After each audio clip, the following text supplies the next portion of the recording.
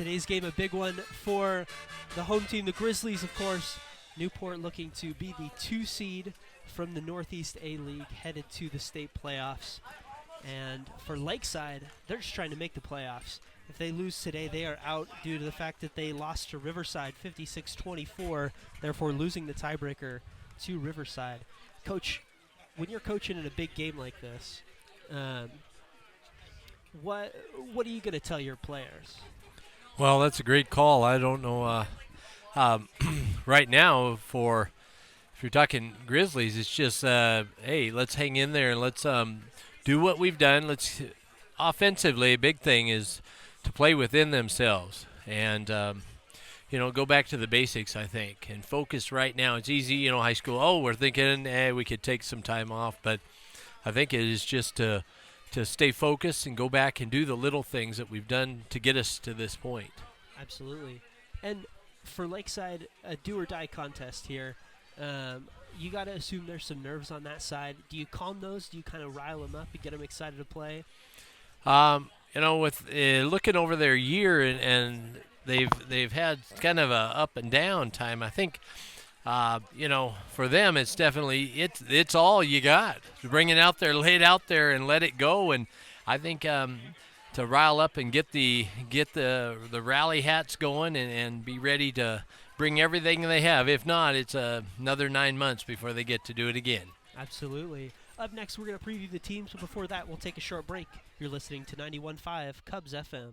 You're listening to KUBS-FM, serving Newport, Washington. Cubs FM would like to thank Albany Falls Building Supply for their valued support. Located at 520 Highway 2 at the east end of the Old Town Bridge, they are open 7 days a week, Monday through Friday, 7 to 6, Saturday, 8 to 5, and Sunday, 9 to 4. Albany Falls Building Supply offers all types of building materials, including lumber, tools, hardware, plumbing, electrical, paint, and lawn and care supplies. You may contact them at 208-437-3153. Albany Falls Building Supply, large enough to serve you, small enough to know you. Bonner Saw and Power Equipment is a valued sponsor of Cubs FM. Located at 682 High Street in Priest River, Idaho, Bonner Saw is an authorized dealer of Husqvarna and Echo chainsaws, as well as lawn and garden equipment, sales, and service. Bonner Saw and Power Equipment can be contacted at 208-448-1522. That's 208-448-1522. Bonner Saw and Power Equipment, where our customers are our neighbors and our friends.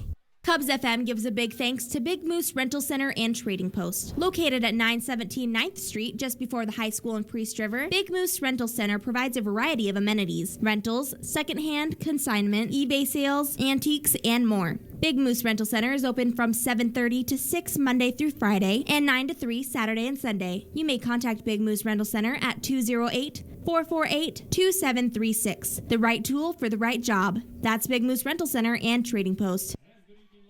We're back here from Newport High School, where we have a huge game between the Newport Grizzlies and the Lakeside Eagles. I'm Andrew Goodwin here with Coach Tim Juergens. Coach, talking about Newport, the defense is going to be really important today, and it's been great all season, only allowing more than 13 points on one occasion against top of the league Colville. What's going to be the key for them defensively today? Well, I think definitely it's to keep that line of scrimmage. That has been our stalwart part, the line and our linebackers. And again, getting those two levels of plays, just getting penetration, getting some pressure in the backfield, and allowing those linebackers to flow. And for the secondary, then not having to cover so long. And so keeping some pressure, I think that's been critical, and all year has really been a real positive on the defensive side for sure. Absolutely, and that pressure obviously super important because Lakeside has some athletes. They have Hunsacker obviously at quarterback, but even at wideout they have Epifino, they have Michael Holmes, guys with a lot of speed out there. And so if you're a coach, do you dial up the blitz a little bit to not give them a chance to get deep down the field? Well, I think, we've been going to that a little bit more lately, bringing some pressure. And I think Coach probably in looking what type of offense, bringing some pressure, trying to get them in there for sure. And you're right. That's what in the past traditionally Lakeside has. They haven't been a real like, move the change type of team, grind it out, or just move it methodically. They're looking to try to break big plays for sure. So that's kind of how they seem to have operated in the past. So I think getting to them early and knocking them back will be a big rallying cry. Absolutely. We'll talk a little more about the Eagles and then have kickoff right after this break on 91.5 Cubs FM. Cubs FM would like to thank Broncourse Company for their sponsorship. Broncourse Company is a full-service environmental contractor specializing in mechanical logging, forestry mulching, road construction, watershed restoration, excavation, and demolition. Broncourse Company is located in Elk, Washington, and can be contacted at 509-292-9701. Again, that's 509-292-9701. Good people serving a great community. That's Broncourse Company. Cubs FM says thank you to the Camas Medical and Dental Clinic. Located in the Camas Center for Community Wellness, they provide medical and dental services to the public, including routine office visits, lab services, x-ray, well child care, women's health, immunizations, chiropractic, physical and aquatic therapy, nutrition counseling, and routine dental care and prevention. Camas Medical and Dental Clinic, compassionate care for complete wellness. 447-7111 or on the web at Kalispelltribe.com. Back here on 91.5 Cubs FM for today's game between Newport and Lakeside. We talked a little bit about the Grizzlies before our last break, Coach. Now time to talk a little bit about Lakeside. Their offense has been good this year. They've put up a lot of points, but have really, really struggled defensively. They've given up 40, 50 points in 5 of their 7 games so far. So if you were a Lakeside coach game planning for the Newport offense, what would you be doing? I think they definitely can't sit back. We've been, our this year our greatest success has been just running the ball, and I think intently trying to, even if it means sacrificing some things, giving up some pass plays, but definitely bringing pressure, trying to get to our running backs before they can get going. Absolutely, and Newport obviously with 3 really solid running backs, Branbury, Hill, and Miller, and so you're saying bring everybody up, maybe bring that extra safety and stack the box against them. Oh, yeah. Any chance you could get as many as guys in there. And even, if it means playing the numbers game, giving up, forcing, Newport to throw the ball. Because that's something that we have struggled a bit doing at times. So I would think that the Lakeside side would be, hey, we're going to bring it and take our chances. Yeah, and so you're saying to Tegan Prange, hey, you can make some plays on us, but you're going to have to prove it. Exactly, and force the quarterback to beat him. Absolutely. We're going to take a break during the national anthem and be right back on Cubs FM. Concept Cable is a proud sponsor of Cubs FM. Concept Cable provides digital cable service as well as high-speed internet to Newport, Old Town, Priest River, Diamond Lake, and much of the surrounding area. You may find the Concept Cable business office at 412 South Union Avenue in Newport. You may contact them at 208-437-4544, or you may log on to conceptcable.com, your local broadband provider. That's Concept Cable. Bruce Hunt Farmers Insurance is a valued sponsor of this radio station, located at 309 South Washington Avenue in Newport, Washington. Bruce Hunt Farmers Insurance provides home, auto, and life insurance open 9 to 5, Monday through Friday. Bruce Hunt Farmers Insurance may be contacted at 447-3428 or at bhunt@farmersagent.com. Getting you back where you belong. That's the goal of Bruce Hunt Farmers Insurance. Excess Disposal Service is a proud sponsor of Cubs FM.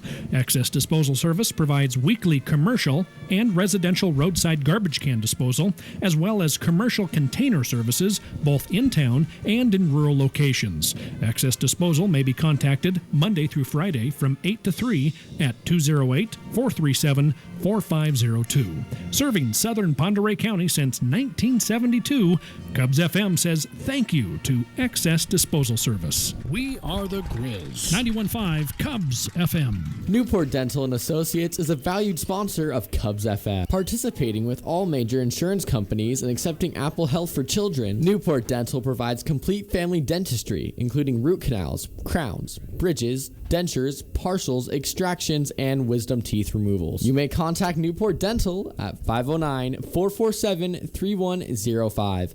That's 447-3105. Newport Dental, where their goal is to make your mouth healthy. Cubs FM would like to thank Excess Portable Service for their support. Excess Portable Service provides portable chemical toilet rentals by the day, week, bi-weekly, or monthly for your construction site, business, weddings, and special events. Can you hear me? You may contact check. Excess Portable Service Monday through Friday from 8 till 3:30 at 208-448-2290. That's 208-448-2290. You'll be pleased with our portables. That's Excess Portable Service. And we are just about ready for kick here from Newport High School. Lakeside kicking off to Newport here. Miller and Kirkwood back for the Grizzlies. And it looks like Dylan Dennis kicking off for the Lakeside Eagles. Yeah, and this has been something that several games we've been able to really get some great field position, had some great returns. So be kind of neat to see us pop one here. Yeah, it would be big for momentum to take one to the house right away or even pull it out 50, 40-yard line. It would be big. Great for field position. Dennis now in the Eagles breaking that huddle, and he's going to head back and get ready to kick it off.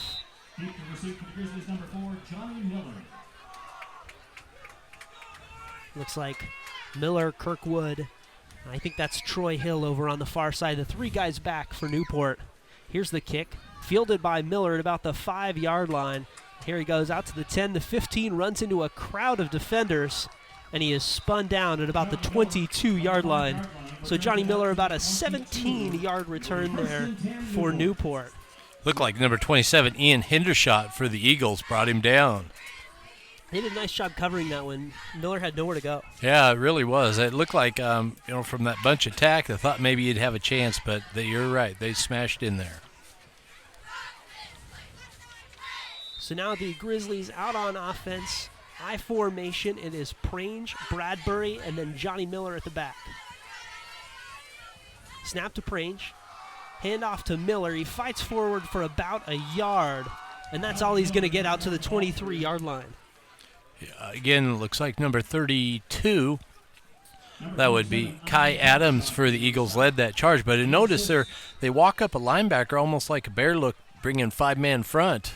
That's exactly what you would have told him to do against the run. Back in an I formation. Two wideouts. That looks like Smith on the far side. Kirkwood nearest us. Excuse me, not in the I formation. Two-back shotgun. Handoff once again to Miller. Fights through a tackle. Gets a little bit of open space out to the 31-30. And he's brought down for a first down. That's going to be at the 33-yard line. Nice run there by Miller. He really was. He got in there behind his blocking because it looked like it was going to be stuffed up, but he did. He followed his guys and found some seam in there. 11-11 left in the first quarter. Single back set here. That's just Bradbury. Miller out wide. Also into the game, Michael Owen. He split out wide. Handoff to Bradbury. He's looking to take it up the middle. Cuts it back. Gets it out to the 45-48 before he is brought down there. That was a pretty nice run there by Bradbury. Had no space on the left side. Looked like it may have been a counterplay because they all sealed off there, the linemen. He brought it right back. Yeah, number 12, Dylan Dennis, brought him down or actually tripped him up, kind of took the brunt of Bradbury's run. 4 wide again. Screen pass out to Miller. He caught the ball and is met right away there. Nice tackle there by Kason Hunsaker. Brought him down right at the line of scrimmage. Maybe lost a yard out about the 48-49 line. 10:44 left in the quarter here. Yeah, that was a pretty close. I mean, that guy, if he'd have had his eyes up, he might have knocked that ball or taken it, but he brought him Miller right down. 4 wide again. Bradbury in the backfield. Snap to Prange. Handoff to Bradbury. He's met right away and stuffed right at the line. He's still trying to fight forward but didn't get anywhere. Back to the 47-yard line. That's about a 3-yard loss. And he was just met as soon as the handoff was there. Yeah, Braden Campbell, literally number 18, just delivered the lineman almost practically into Bradbury and threw him off and grabbed him. So now 3rd and 12 here for Newport. 10 minutes left in the quarter, still 0-0 here, first possession. Snap to Prange, drop back, throwing, looking out wide for Kirkwood. He's got it about the 47-yard line there. So that's going to bring up about a 4th and 5, 4th and 6 for Newport. Yeah, number 12, Dylan Dennis, was on the coverage there, and Kirkwood really never had any chance to get any farther. I did notice they went that two-back, and they went right to a five-man front. So looks like defensive philosophy. When they see two-backs, they're going to walk up everybody. Just assuming that Newport is going to run, and probably usually are. Maybe not in that situation with a two-back on 3rd and 12, 3rd and 13. Kirkwood back to punt. One man runs across the formation, snap back. Kirkwood's got it, takes a few steps and boots it away. It's a little bit of a wobbler, going to land down out of bounds at about the 20-yard line. Referees are going to spot it at the 17. So that'll bring out the Lakewood offense. And this is a point where Newport's really playing its strengths, playing on defense. And Lakewood's got some explosive guys, but this is what's been the Grizzlies' bread and butter all year. It really has been. They've been defensively. They've, last week it was silly. They controlled Riverside so much, other than just players.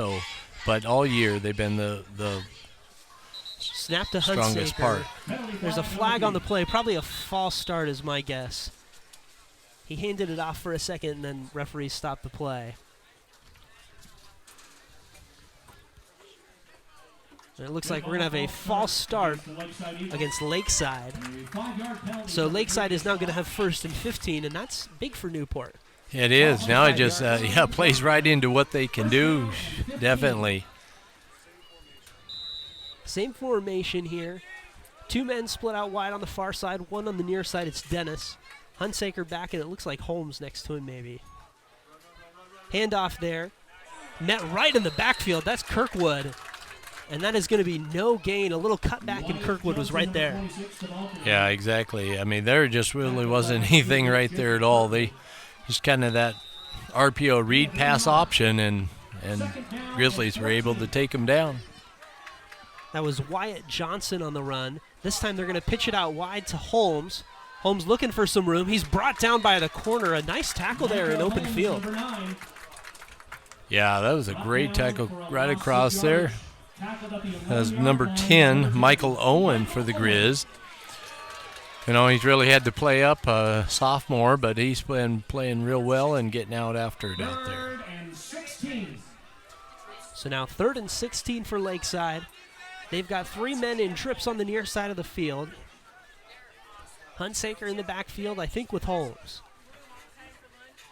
Waiting on the snap. Now he gets it. Looks like they're trying to run 4 verts. Hunsaker doesn't have a lot of time, and that one's sent over the middle, and oh my goodness, Dylan Dennis made that catch. He had a guy coming in right on him, I thought knocked the ball away. That's going to be a 1st down out to the 32-yard line with 8:41 left in the quarter. Yeah, that was just a great pass there. I'll tell you, Tug Smith came up and put a nice hit on him, but could not dislodge the ball. So Hunsaker back, 3 men. 1 on the far side, 2 on the near side, wideouts. Hunsaker drops back, looking for somebody, going over the middle of the field. That's Holmes on a crossing route. He catches it, brings it all the way out to the 50, and he's run out of bounds at about the Newport 48-yard line. 8:23 left here in the first, still a 0-0 score. Yeah, and this is something we have not seen this year. We haven't had against Colville's a little different. They could run whenever they wanted, but offensively, a quarterback that can stand in there and kind of pinpoint some passes has not been faced this year. Still in that 2-out set. This one goes right to Hunsaker. He tries to run it straight in, and he's met by about 3 Newport defenders. Dropped back for a loss down to the 50, so it's going to be 2nd and about 12. Yeah, our 2, Jacob Tanner and Luke Nichols, the defensive tackles, were like bookends on that quarterback. 2nd down and 12. Now 2 backs in the backfield with Hunsaker. 2 guys split out wide.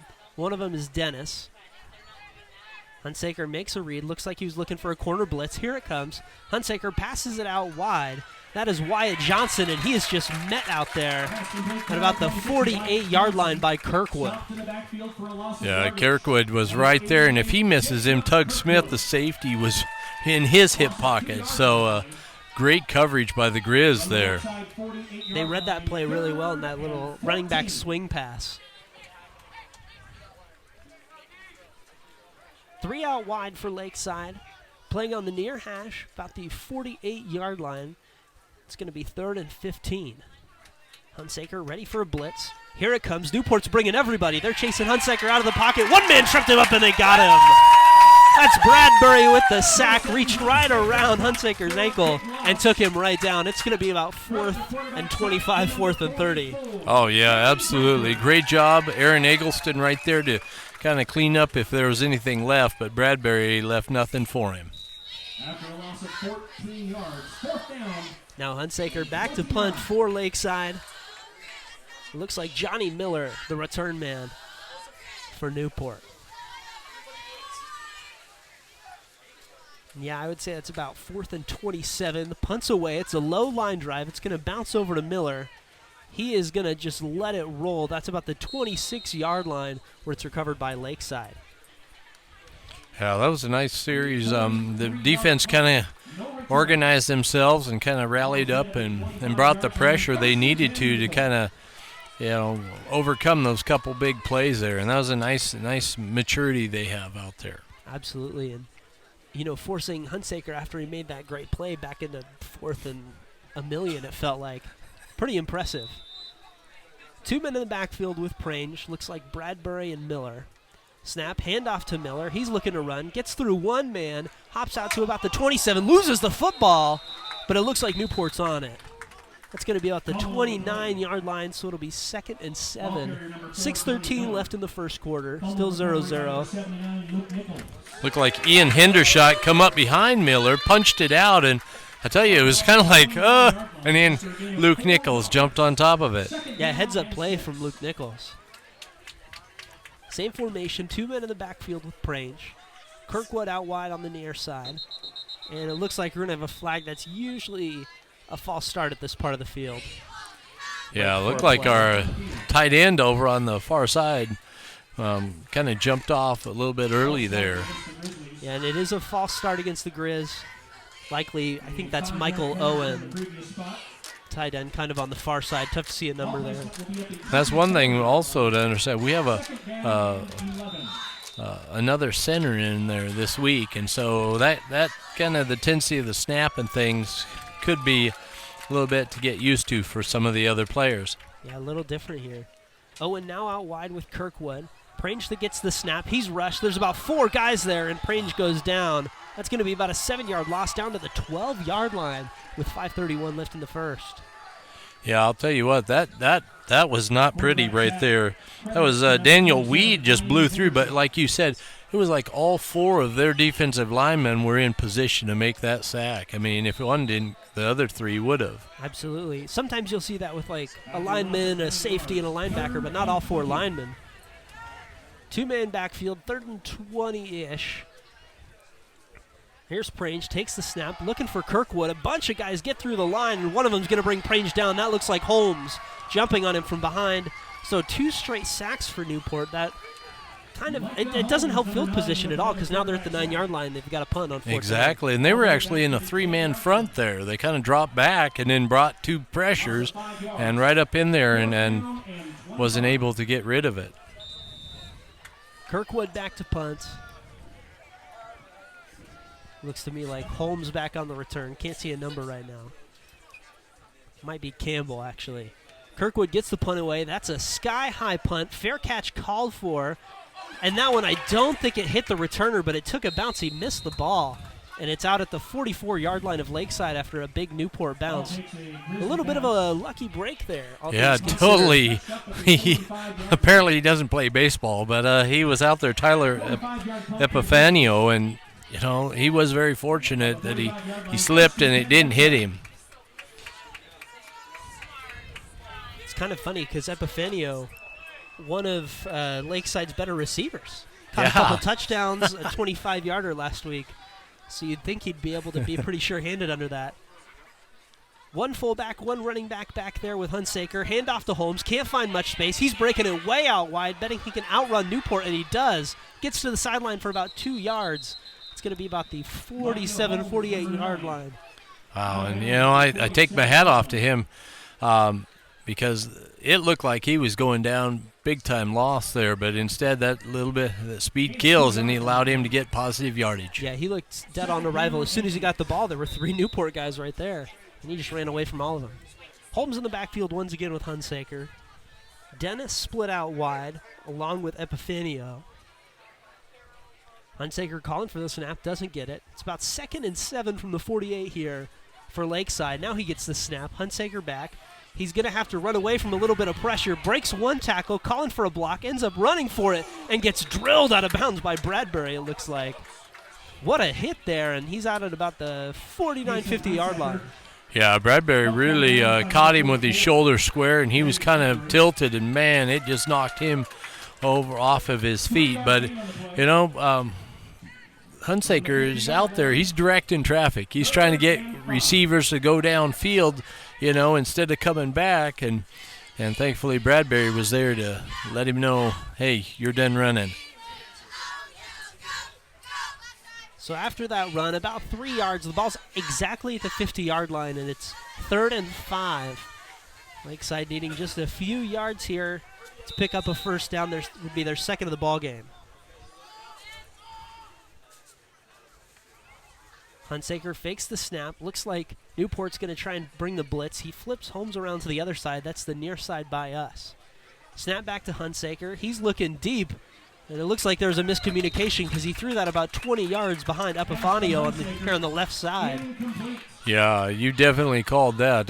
Yeah, there was some major whether it was the quarterback or the receiver, who knows, but he was throwing to spot, and they weren't on the same page. And credit to Newport there. I think that they were in his head a little bit because they didn't really get to Hunsaker much there, but they brought that same blitz that has a couple times. 2:57 left in the first quarter. Still scoreless here at Newport High School.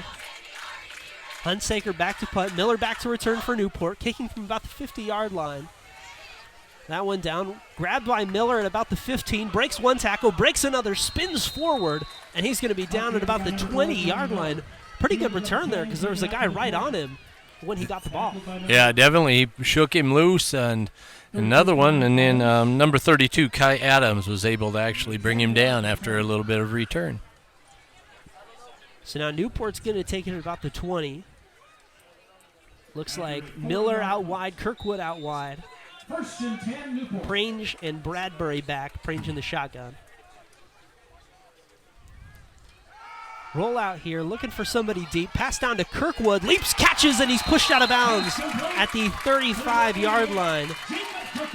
That throw from Adam Moorhead back there came in for that play, and looks like Moorhead's going to stay in the back of quarterback now taking over for Newport. That was a nice pass. It really was, and that's something that, you know, we've been kind of needing, you know, to kind of get that defense shook loose a little bit. They were just kind of anticipating run all the time.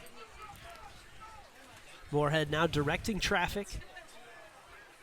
He's got Bradbury in the backfield. Fakes a handoff to Miller, loses the football. Lakeside may be on it.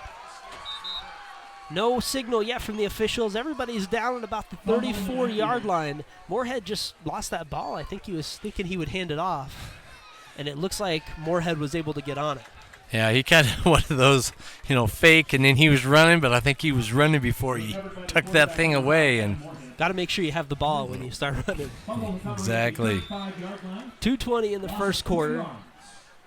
35-yard line of Newport here is where we're at. It's about 2nd and 13. Moorhead back. He's got trips out left. That's the far side of the field. Takes the snap, rolls out to his left, starts the stop, can't get anywhere. Now he's going to try and run, and he's met in the backfield. Maybe got back to the line of scrimmage there, did Moorhead. 1:56 left in the first. Yeah, number 18 was in on that tackle, Braden Campbell, and you're right. I mean, he's kind of flowing out there, thought he could tuck it and go, but defense was able to just secure him, bring him down. Moorhead now has two guys out wide. Looks like Eggleston far split out, and then Miller on the slot. He's got Kirkwood on the near side. Shotgun with Bradbury. Fakes the run for a second, and now it looks like he can't find anyone down the field. Just kidding, he does! He has Kirkwood! Caught at the 35, now at the 20, 10, 5. Touchdown, Grizzlies! It is 6-0 Newport with 1:16 left in the first quarter. What a nice read there from Moorhead. I thought he was going to run because it didn't look like he had anything. Yeah, exactly. And he released it just before the defender was there. And what a nice ball. Absolutely. A great throw. Caught him in stride at about the 35-yard line, and Kirkwood had no one behind him. And then with the booster boom out there, the cannon firing off on a Grizzly score.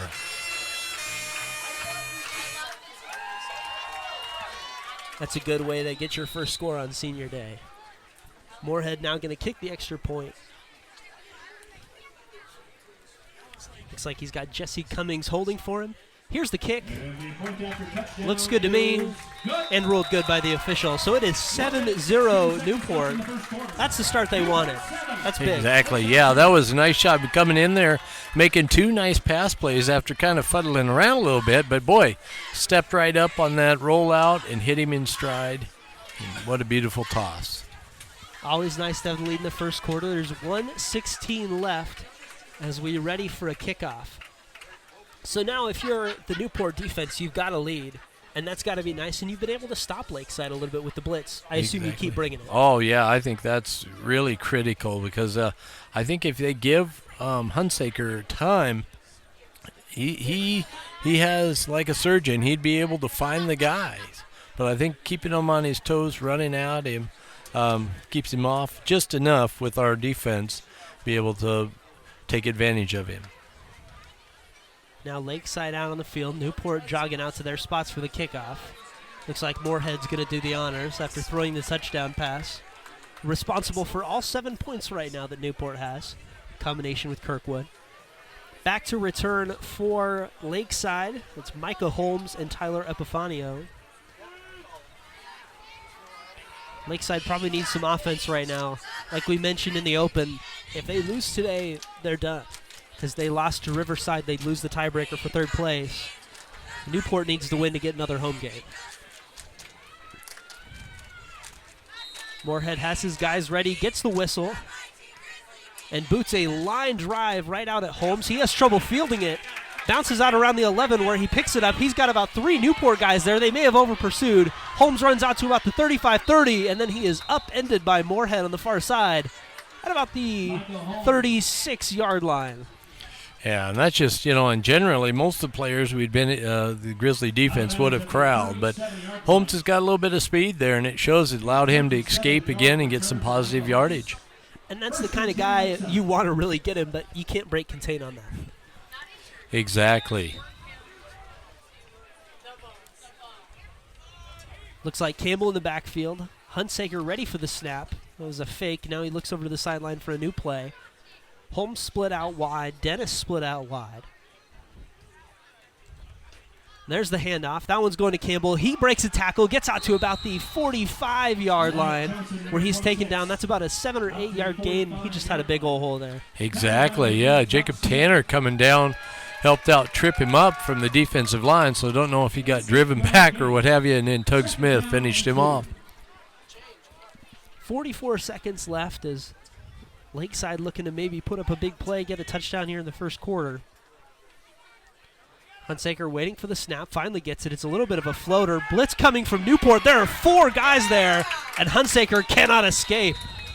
That's a big sack after that 8-yard gain the play before. That's huge. Oh, definitely, yeah. And they did bring this linebacker's pressure here. Looked like Aaron Eggleston was right there with Luke Nichols and Matt Kirkwood. 10 seconds left in the first quarter. Let's see if Lakeside wants to even run another play. They're lining up like they want to try it. They've got Holmes, Norenbrock out wide, and there's the horn. At the end of the first quarter, Newport leading 7-0, having shut down a potent Lakeside offense and scored a touchdown of their own. We'll be back after this quick break on 91.5 Cubs FM.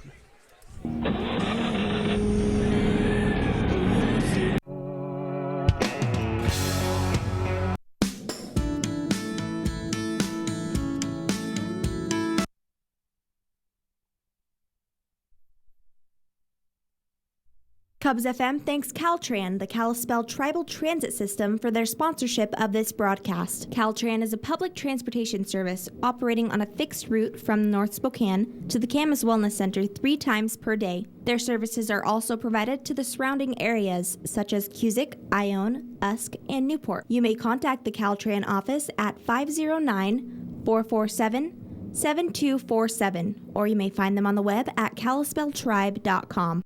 Newport McDonald's is a valued sponsor of Cubs FM. Located on Highway 2 in Newport, McDonald's is open Sunday through Thursday from 5:30 a.m. to 11 p.m. and Friday and Saturday until 12 a.m. McDonald's serves burgers, chicken McNuggets, McCafe drinks, and all-day breakfast. You can find them on the web at mcdonalds.com. Newport McDonald's. I'm loving it. Back here at Newport High School, I'm Andrew Goodwin, joined by Tim Juergens. It's 3rd and 8 from the 40-yard line for Lakeside. They really need a first down here, down 7-0 as we begin the second quarter to Newport. Kason Hunsaker back in the backfield. He's got one running back. Blitz is coming from Newport. Hunsaker looking for a man on an out route, but couldn't find Philippia Nornbach. Now it's going to be 4th and 8, and it looks like Lakeside is bringing on the punt team. Yeah, the Grizzlies were able to bring Kirkwood on that pressure, and that was enough. He definitely was hopping around, wanted to get rid of that thing like a hot potato. It seems like Newport in Hunsaker's head a little bit, because the pressure didn't quite get to him that time.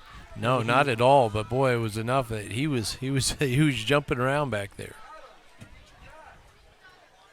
Hunsaker back to punt. Looks like Lakeside only had 11 guys on the field. Here comes only had 10 guys on the field. Here comes the 11th. Hunsaker ready. Snap back. 4 guys coming in from Newport. Nearly blocked that one, and it is a wobbly high punt. It lands at about the 40-yard line of Newport and takes a Lakeside bounce out to the 34-yard line. So that's where Newport is going to begin a drive fresh off a touchdown for that offense with Moorhead at quarterback.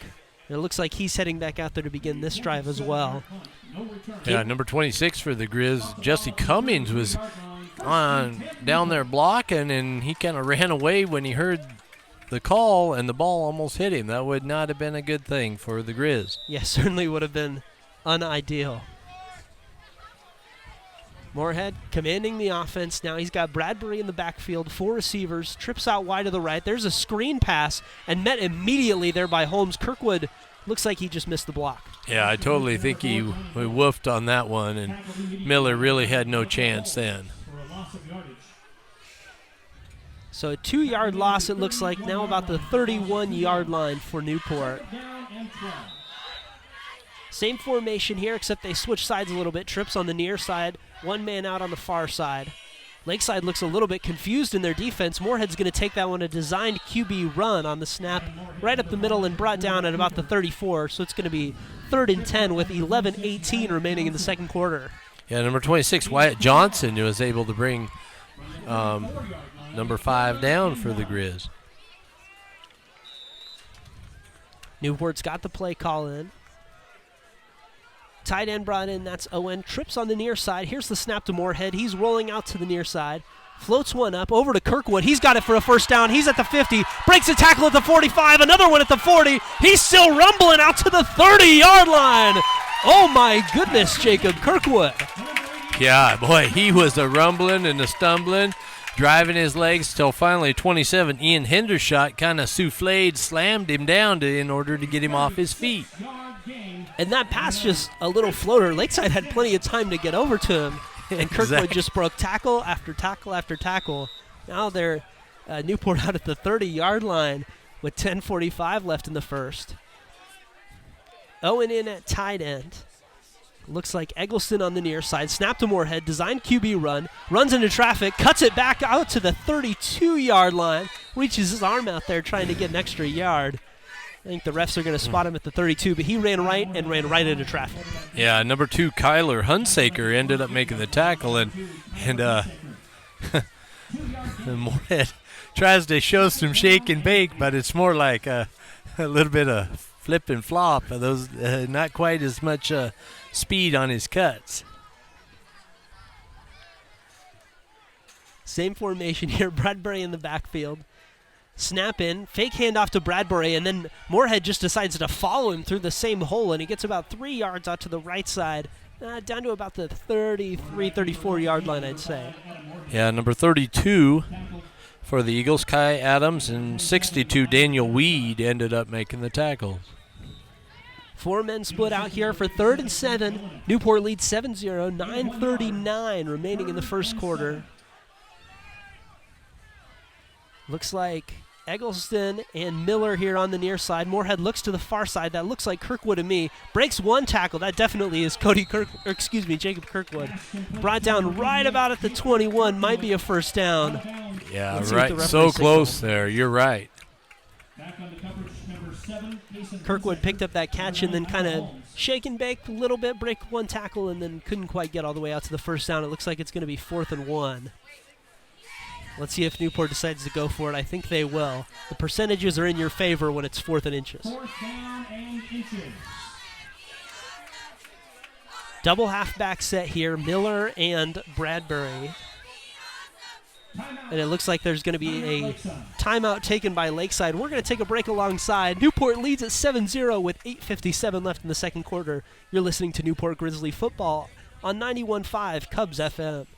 Newport Hospital and Health Services is a proud and valued sponsor of Cubs FM. Newport Community Hospital is a trauma level 4 facility that offers many services including a 24-hour ER, diagnostic imaging, physical and rehabilitative therapy, general surgical care, birthing rooms, and laboratory services. Newport Hospital and Health Services is on the web at www.phd1.org, or you can call them at 509-447-2441. Again, that number is 509-447-2441.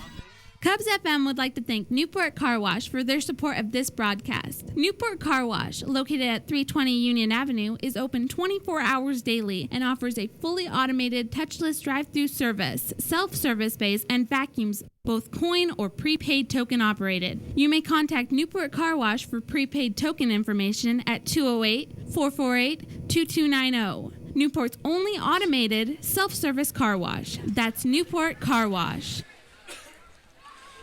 Back here from Newport High School, where the Grizzlies have a 7-0 lead and may be driving to make it 10 or 14-0 with 8:57 left in the second quarter. They're at the 21-yard line of Lakeside, 4th and 1. This is a big play. Moorhead, Miller, and Bradbury out there. It's a 2-back set. Handoff to Miller. He broke one tackle, and he definitely got the first down out to about the 17-yard line. He had just a little bit of a hole, and it was courtesy of a nice block from Bradbury out to the right. Yeah, exactly. And he just kind of slid in there, and he's savvy enough to just kind of turn his shoulders and slide and get that first down. Moorhead now has trips out to the left side, one man out to the right. That's Eggleston on the right. Eggleston now far out to the left. That must be Owen on the right. Moorhead rolls out right. He's got one block, but 2 guys coming after him. Throws across his body to Miller, and it lands short. Lands about the 5. Miller is about the 2-yard line. Yeah, and definitely, if he could have set his feet a little bit and hit, because, Miller was there was no defender even close enough to even bring him down. Yeah, it looked like the right read, just not quite the throw. Didn't have a foot planted. Back to the... looks like the 16, 17-yard line. Moorhead and Bradbury on the right side hash. They have Owen out right, Miller, Kirkwood, and Eggleston out left.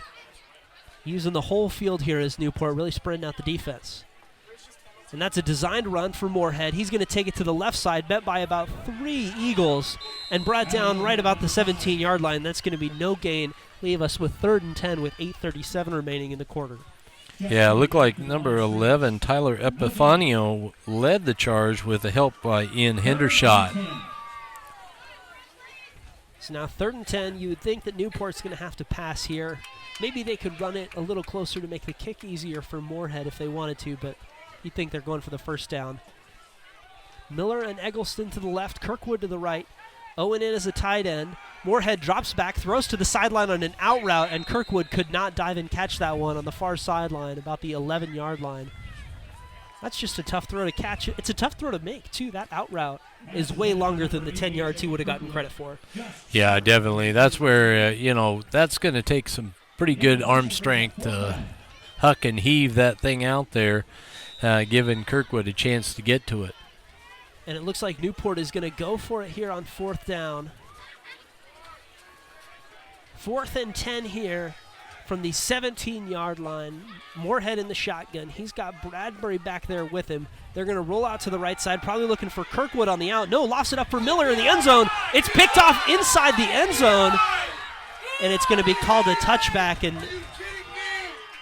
boy, a lot of calls for pass interference. I thought he might have been because it looked like Miller got pushed over there. Yeah, I'll just say from this angle, of course, it's easier to see. Definitely, they came into him early. From the view of where, in quick check to the ref, I don't even think they even saw him back there. So it's one of those, unfortunately, that they wouldn't call that. But, unfortunately, we didn't get it back, but at least it didn't get pick 6 or something like that. Hunsaker now, as the Lakeside Eagles get back on offense, tosses to Holmes, and Holmes is met in the backfield. That was Jacob Tanner, and he got him about 5 yards deep, and though Holmes probably has a ton of speed on Tanner, Tanner just wrapped him up and threw him right down at about the 12-yard line. That's an 8-yard loss. Yeah, Jacob Tanner, he's got a motor on him, and, man, he ripped through there and kept his feet going and hung on and swung him for that big loss. So 2nd and 18, about 7:40 left here in the second quarter. Lakeside needs a touchdown here. They're down 7-0. Hunsaker got 2 guys out to the right side, 1 man out to his left. Holmes in the backfield. Snap goes to him. Fakes the handoff, looking deep, and he overthrew. That's number 28, Colby Tereski, overthrew him by about 5 yards to the 40-yard line. Yeah, that's where, he's just in my view, Hunsaker is not throwing like he threw in that first series when he just stood in there. I mean, I think he's got a little bit. He kind of launched that one early. It would have been a tough play to get it in there. There was like the triangle of defenders around that receiver. Same formation here. Holmes in the backfield. 2 men out right, 1 out left for Hunsaker. Now 2 men out left. He's got doubles on both sides. Switches sides for Holmes. Holmes now on Hunsaker's left. Hunsaker gets the snap. Holmes goes out on the swing route. Hunsaker was looking to run, now throws it backwards to Holmes. Holmes catches it on the screen, runs out to about the 25-yard line, 26-yard line. Looks like where they're going to spot him. And it's still going to be 4th and 3, but that was a big play with Holmes' speed. It really was, and Bradbury just tripped him up, because if he didn't, he was in position to make that first down and maybe more. So definitely a great play by Bradbury, and heads up by the Eagles. Now Hunsaker back to punt. The punt team is on for Lakeside. 4th and 2 on your own side. That is a little risky to go for it there. They could try the fake. They've got their quarterback at punter, so he's got an arm on it. Looks like Hunsaker's got the snap. It was a little high. He boots it away. It's a low line drive. Miller's waiting for it, and he's just going to let it sit at about the 38-yard line. So another stop for Newport there, maintaining that shutout. That's pretty big. Oh, yeah, definitely. And them, the defense doing a really nice job there, because we've seen the weapons that Lakeside has, and defense is doing a good job neutralizing them. Absolutely. Yeah, on that first drive, they run 4 verticals, 3rd and 16, and they convert on that play. But since then, I think because of the Newport blitzing on the same drive, like you mentioned earlier as well, kind of tough for the quarterback to really pick up steam and confidence. Moorhead out there for Newport. Handoff to Bradbury. He goes through the line about 2 yards before he's tripped up by a lineman there. Going to be spotted down at the 39-yard line. 6:10 left here in the second quarter. Yeah, number 32, Kai Adams, and coming up and making the tackle on Bradbury. 2nd down and 9. Single man in the backfield, just Bradbury. Tight end on the far side, 3 receivers on the near side. Snap to Moorhead, handoff to Bradbury, trying to run away from a few defenders, does so, gets out to about the 46-yard line before he's brought down by a couple of Lakeside defenders there. But now it's only going to be 3rd and 3. Yeah, Kyler Hunsaker, like he was the first one, kind of tripped him up. Didn't see who else brought him down. Now 3 men way out wide left for Moorhead. It's Kirkwood and Miller. And we're going to have a timeout for Lakeside. We're going to take a break alongside them. There's 5:25 left in the second. Newport leads at 7-0 on 91.5 Cubs FM. Newport Laundry is a valued sponsor of Cubs FM and this broadcast. Newport Laundry, located at 420 West Spruce, is open Monday through Sunday 8 to 7. Newport Laundry provides coin-operated self-service laundry facilities, personal and commercial full-service laundry, and drop-off dry cleaning services. You may contact Newport Laundry at 509-447-2809. Newport's full-service laundry and dry cleaning facility. That's Newport Laundry. Cubs FM would like to thank Stephanie Johnson with Caldwell Banker North Country Realty. Located on 300 South Washington in Newport, Stephanie is a licensed realtor in Idaho and Washington and can guide you through the entire process of buying or selling your home or vacant land. Stephanie knows all the players involved in the process, including lenders, inspectors, appraisers, closers, and contractors. You may contact Stephanie anytime at 509-308-1264. Stephanie Johnson with Caldwell Banker North Country Realty, where it's so much more than just the home. Welcome back here to Newport High School. Andrew Goodwin here with Coach Tim Juergens. And Newport, a 7-0 lead. It's third and about 4 from the 45-yard line. 5:25 left in the second quarter.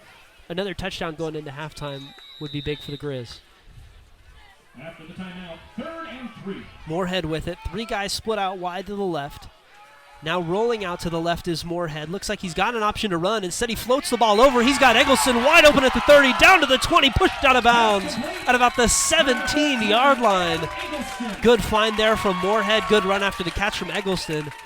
And now back into the red zone for the Grizz. Yeah, Holmes pushed him out, but yeah, that was just a great job. I mean, they just flooded that zone, and the Eagles had no coverage. And they even called the timeout before. They saw the formation before they called the timeout and still couldn't stop it.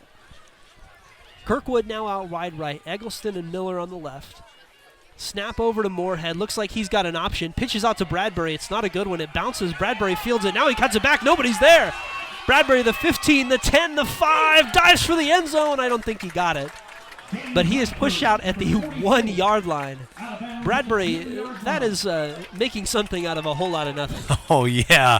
It was like the idea was right by Moorhead. Hanging on, but the pitch was kind of fluffy. It kind of bounced. But I tell you, Bradbury had the headiness to, like you said, to see it and accelerate the other way and bring it down near the goal line.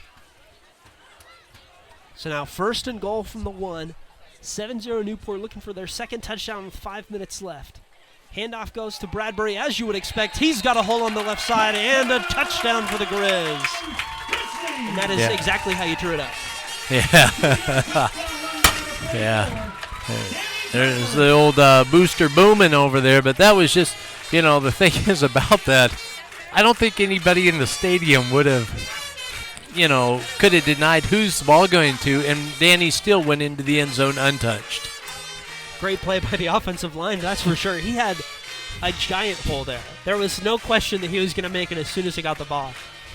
Moorhead now on to kick the extra point.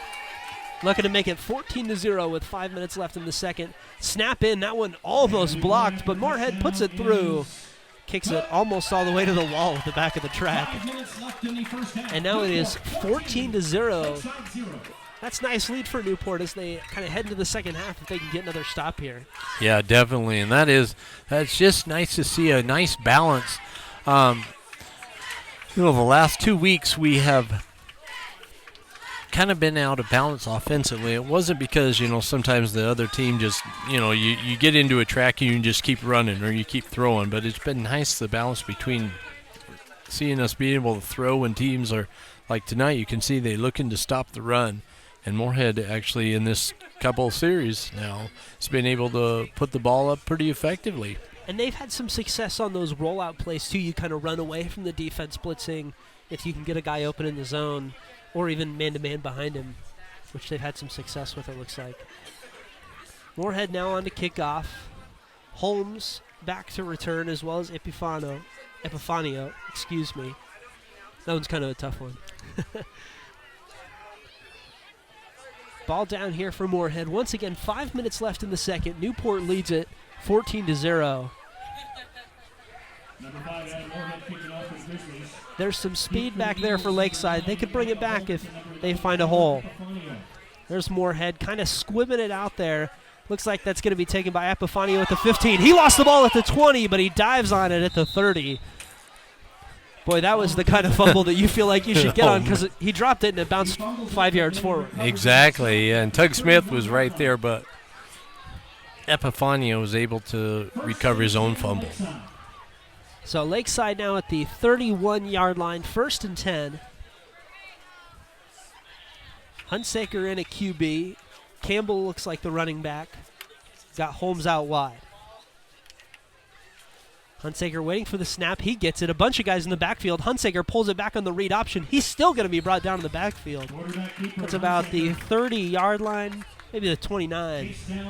Brought down by Hunsaker. Maybe Bradbury in on that one, it looked like. Actually, Jacob Kirkwood was able to get there and just grab cloth and jerk him down. You know, that's kind of shows that importance of that weight training for sure. Hunsaker waiting for the snap. He gets it, hands it off to Campbell, who's brought down in the backfield almost immediately for no gain by a whole host of Grizzlies. Yeah, they were just there. I mean, just collapsing. Big Luke Nichols took on the puller and just kind of blew him up, and then there was nothing left. Yeah, and as a running back, you're kind of taught to follow the puller there, so what are you supposed to do as soon as he's gone? 3rd and 12, 4:05 left in the second. Newport leading 14-0 here. Hunsaker fakes the snap, looking for the blitz. It's probably coming. Nope, Bradbury and Kirkwood drop back. Hunsaker still gets out, and it looks like he's going to be brought down there. I'm pretty sure that was Jacob Tanner who got through the line and brought down Hunsaker for a sack. Oh, yeah, Jacob Tanner all season. That guy has, man, he's got a motor, and he just, again, he put that offensive lineman on his heels, and he was practically in the spot where the quarterback's working towards before the quarterback. So great job on the defensive stop there. Absolutely. Now punting back at the 5-yard line is Hunsaker. They're snapping it from about the 17. Snap comes back. Here comes a bunch of Grizz, and Hunsaker gets that one away. That might be his best punt of the day, nice and high. Got some distance on it. Lands about the 45 where it's picked up by a Lakeside player with 3:14 remaining in the second quarter. Probably enough time for a drive here for the Grizz with the pace they move at. We're in that no-huddle style. They have shown the ability to throw the ball so far today, so maybe a chance to go up 21-zip. Yeah, exactly, and that would be nice to get into the halftime with that type of lead for sure. Moorhead back at quarterback. Bradbury in the backfield. Miller, Kirkwood, and Eggleston on the near side. Owen, the tight end, on the far side. Here comes the snap, handoff to Bradbury. He gets by 3 guys out to the 40-yard line. Looks like he's going to be taken down after breaking a tackle at about the 35-yard line. Boy, he just ran by all those guys. They over-pursued a run play. Exactly, yeah, and Epifanio kind of held on to him. I couldn't quite see who assisted him, but you're right. They're just running up there trying to stop the pass, and Danny was able to find the seam, offensive line open up, and make some good yardage. So now down at the 35-yard line, Bradbury in the backfield. Trips wide left. Fake handoff there to Bradbury. It's a read option. Moorhead keeps it. He runs left. Runs through a host of guys. Fumbles it. And it bounces backwards to the 37-yard line of Lakeside, where it's dived on. I think that was Matthew Kirkwood. Yeah, that definitely, man. You know, you can see Adam in there trying to work, but it kind of looks like he's, carrying that loaf of bread out there, just shaking, and they're just swatting it away. But thankfully, Kirkwood was there to recover. Moorhead, 2 guys out to his right, 1 to his left, gets the snap, drops back, rolls out right. Might be looking to run here. Yes, he is. He tucks it in, gets out to the 35-30, pushed out of bounds at the 29-yard line. Number 5 with the quarterback keeper. It looks like number 27, that Hendershot, who kind of forced him out of bounds. Yeah, and Jacob Kirkwood kind of leading a block out there, secure him just a couple more yards. 11-yard gain on the play. You got to be kind of careful there. If I'm remembering right, that can be called offensive pass interference if you do it before he crosses line of scrimmage. So that's good heads-up play from Kirkwood. Now he's part of a group of guys out left for Moorhead. Snap into Moorhead, handoff to Bradbury, just like everybody expected. He's going to fight forward for about a yard and change out to the 26-yard line. There were just a bunch of guys there in a pile, and Bradbury pushed it out an extra yard. Yeah, and it just hard to tell. There was a host of Eagles there, but enough enough push going for a nice first down again.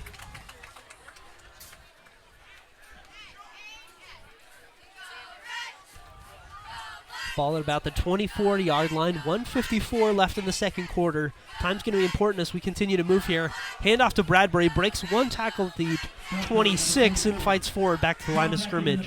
Yeah, Kai Adams came up there and went low. Bradbury did a nice put shoulders into him, but he held on, and Bradbury is able to fall at least forward. And it looks like we're going to have a timeout for Newport. There is 1:34 remaining in the second quarter. Newport leads 14-0.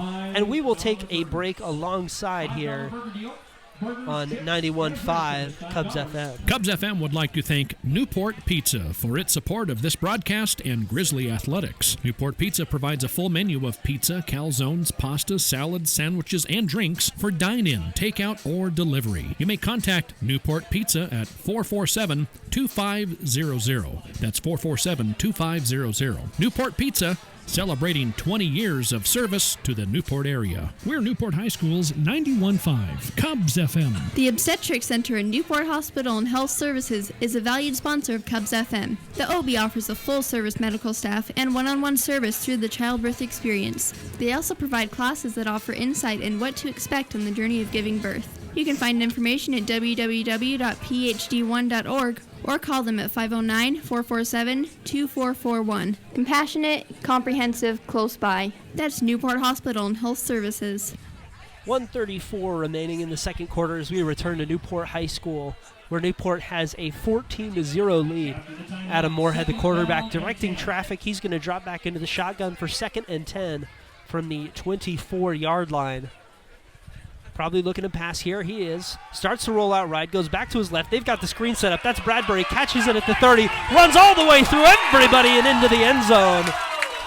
Boy, Danny Bradbury showed off some speed there. Guys couldn't even get to him to hit him. And Newport leads it 20-0. Yeah, that was just a really nice play call right there, especially them bringing, you could tell they were up, going to bring a lot of pressure in that formational look. And a nice screen play, great block, and seeing, man, those linemen get downfield, and Danny just slicing through them like a hot knife through butter. 1:26 left in the second. Moorhead on to kick the extra point. He's now got 2 touchdown passes, looking for his 3rd extra point. I think he got it. Referee agrees. 21-0 Newport. This is exactly the first half you want. You make Lakeside get back on their heels, and they've probably got to pass the whole second half. Exactly. You're right about that. So now Newport ready for a kickoff. It'll be interesting to see. They've got 1 timeout left as Lakeside, 1:26 left on the clock. They could, if the kick is bad enough or the return is good enough, they might go for points, but otherwise maybe you just run out the clock. Yeah, that would be something. Instead, the way it's been going, put that ball up, give the ball back to the Grizz again, and then you're down even maybe another score. Exactly. Yeah, maybe you just want to head to the locker room, see if you can fix some things, and cut your losses. Moorhead now walking back out to kick the ball off. Lakeside has had some good returns. Epifanio and Holmes back there. They have some speed. Epifanio fumbled the last one, but he probably ended up with it about where he would have gotten tackled anyway, because the ball, I'm thinking it must have just bounced off his thigh while he was running, so bounced about 10 yards forward. Michael Holmes, number 9, used to receive, along with number 11, Tyler Epifanio. Here comes the kick from Moorhead. Just kidding. Ball fell over. I remember there's a rule somewhere. Maybe it's not WIAA ball, where you're going to have a guy hold that if it falls over again, right? 1:26 left. Moorhead's just going to squib it out there. Epifanio misses it. It gets on by him. He ends up picking it up at the 7. There's a whole bunch of Grizz around him. He's out at the 15. Breaks one tackle out to the 20 and is spun down around the 23-yard line. Boy, Tyler Epifanio sure had trouble with that squib kick. Exactly, and it did squirt by him. Boy, that was something else. It looked like, we even had a Grizz down there, but it kind of slipped up. But that was fortunate for them to get it back. First and 10 Hunsaker back. He's got 3 wideouts out to the right side, running back to his right. That looks like Campbell. Hunsaker's going to roll out to the right. Maybe looking to run here. He ends up throwing it. That one almost is intercepted by Bradbury about the 37-yard line. He threw that one low and behind the receiver, did Hunsaker. Yeah, and there was just the Grizz were kind of unorganized. Their linebackers were running around, and, man, he had all day back there, and he still struggled being able to get some type of completion. Probably smart having him roll out there because he's got some speed, and the Grizz have just been hunting him in the pocket all day.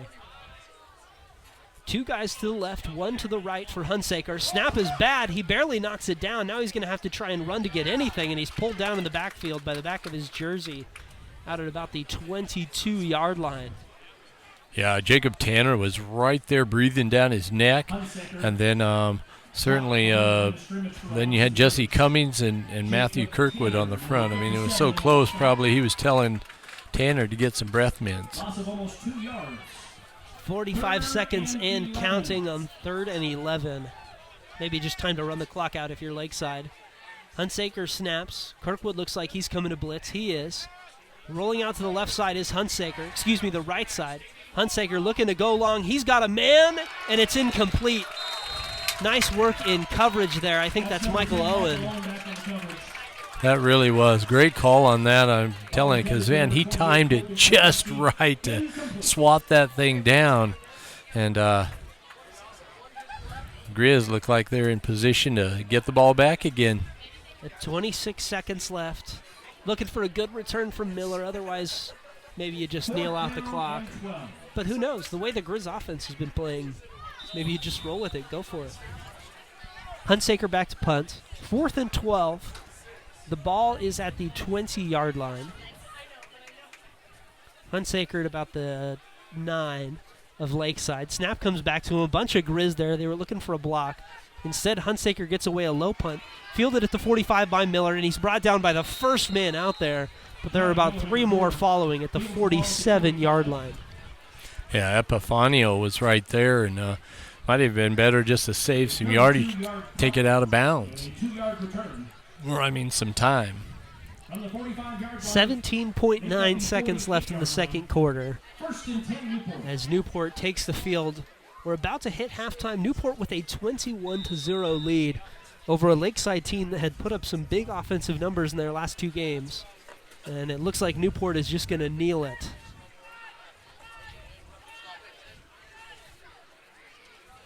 We had a little bit of a delay there, but Moorhead just takes it, kneels it, and that's going to be it for the first half. A great first half for the Grizz, leading 21-0 as the clock winds down here on senior night. This game once again being played for the number 2 seed in the NEA, and the Grizz look like they are well on their way to getting that 2 seed. We're going to take a break, and then we'll get to the halftime show on 91.5 Cubs FM. Cubs FM would like to thank Old Town Auto Sales for their support of Grizzly activities in this broadcast. Old Town Auto Sales buys, sells, and consigns cars, trucks, and RVs. Open 8 to 5:30 Monday through Friday, 9 to 5 Saturdays, and closed Sundays. You may contact Old Town Auto Sales at 208-437-4011. Nice cars for nice people. That's Old Town Auto Sales, located 1 block south of the stoplight in Old Town, Idaho. Ponderay Valley Network is a valued sponsor of Cubs FM, located on 108 South Washington Avenue next to the Newport Library. POVN provides high-speed fiber and wireless internet to the Ponderay and Bonner County. They also offer professional local tech support and network monitoring. You may contact POVN at 509-447-3067 or online at povn.com. They are open Monday through Friday from 9 a.m. to 4 p.m. in winter and 9 to 5 in the summer. Ponderay Valley Networks, everything internet. Grizzly halftime show on 91.5 Cubs FM. And Newport with a 21-0 lead, Coach. And it has really been the result of great team defense getting good field position, and then they've been able to have some balance on offense, which has been great. Oh, yeah, definitely. They've made some plays, and, you've had Moorhead come in, and, he's just done what he needed to do. They've rolled up pocket like you were talking about, and I think during the timeout period, and just allowed him to just play pitch and catch with his receivers, and then coming back, answering with Bradbury a few times, and it just really has been, as you said, a nice balance, and it's kept the Eagles on their heels. And after struggling a little bit in the first drive, one thing I've noticed is, you have some help with the rollouts, but the offensive line has been pretty good for Newport, and the defensive line on the other side of the ball has also been excellent. They've been really controlling the line of scrimmage. Yeah, definitely, and that's the whole thing. I mean, and as you were mentioning, being 21 up, suddenly Lakeside, they aren't able to run the ball. One, because our defensive line has been slamming down any gaps, but two, they got to put some points on the board. Absolutely. We're going to talk a little bit more about what adjustments Lakeside can make to do that after a short break. You're listening to the Newport Grizzlies halftime show on 91.5 Cubs FM.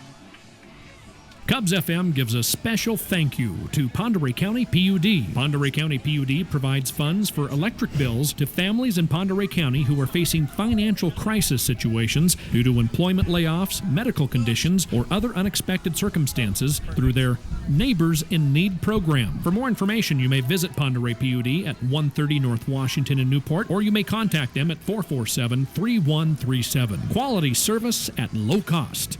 That's Pend Oreille County PUD. 91.5 Cubs FM. Cubs FM says thank you to Siebers Pharmacy for their support of this broadcast. Siebers Pharmacy is open from 8 to 6 Monday through Friday, 8 to 4 Saturday, closed Sunday, and they may be contacted at 509-447-2484. Siebers Pharmacy is Newport's independently owned, full-service Health Mart pharmacy, filling prescriptions and offering a wide selection of gift items. Siebers Pharmacy, located at 336 South Washington Avenue in Newport. Back here at Newport High School for the Newport Grizzlies halftime show. The Grizz lead 21-0 here at halftime, and one of the reasons has been their stout defense. And now, like we were talking about before the break, Lakeside is going to have to pass, but Kason Hunsaker has only completed 4 passes today on 9 attempts, and he's really been struggling to get the ball out with good timeliness. He's kind of rushing some throws, and it hasn't been great for him back there. Definitely, you're right, and that's a lot of the defensive pressure though up front there. That defensive line is, certainly the Grizz have been bringing some blitz in, but the guys making the tackles have been the defensive tackles even.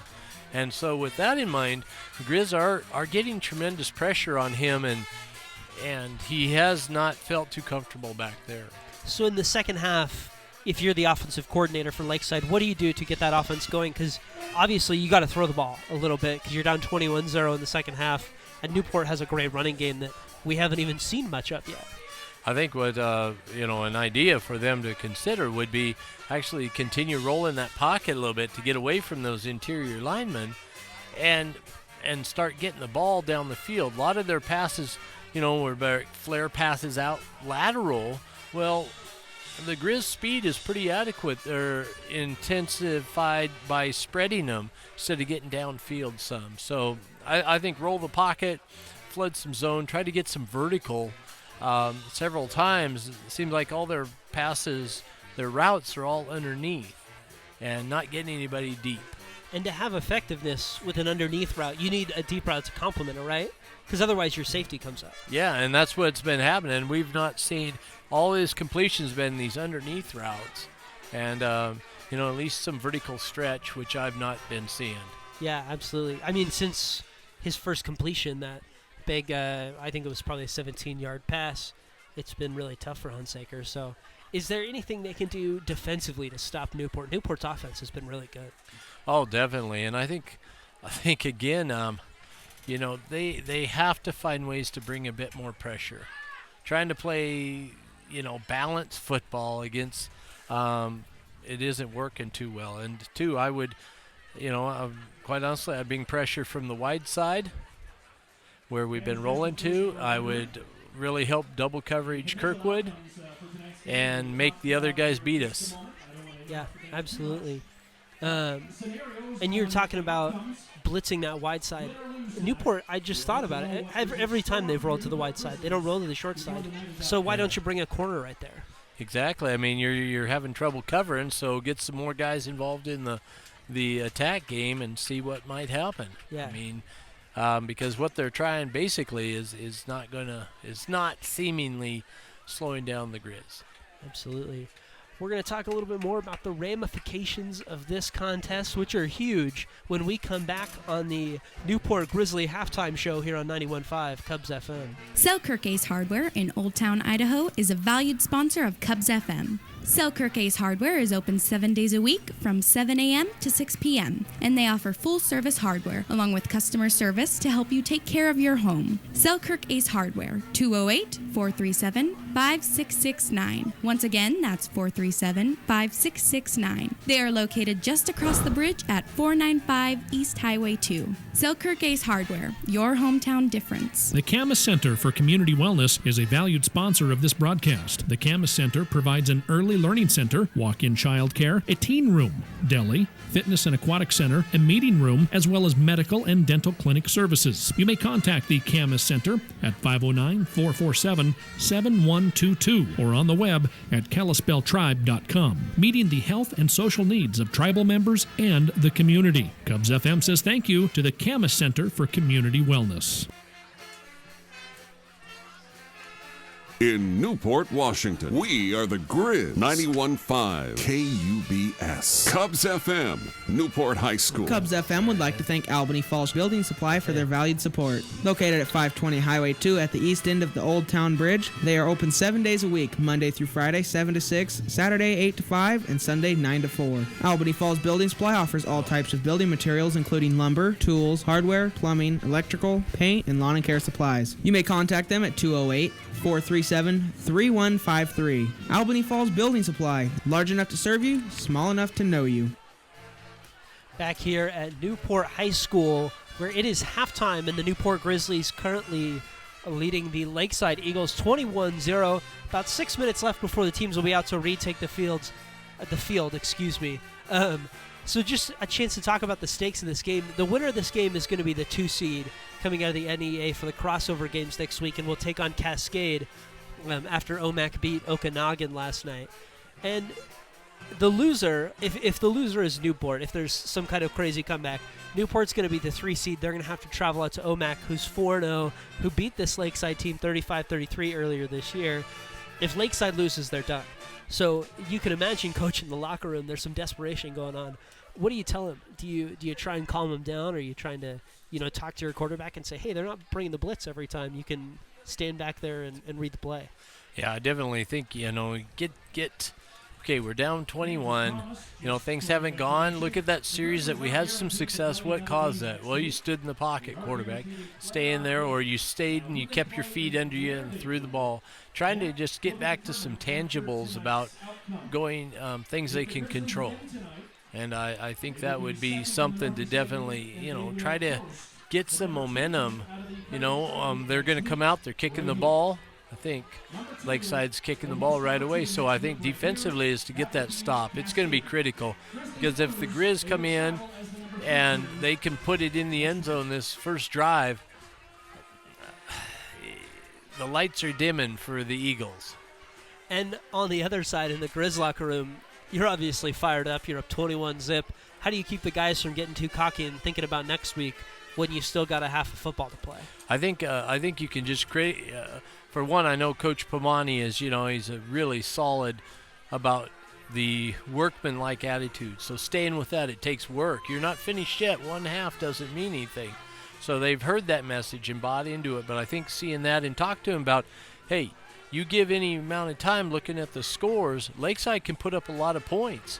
So if you aren't, digging down inside, focused, doing your job, getting us in position to allow us to do what we've done so far, then, it's going to be a rough night.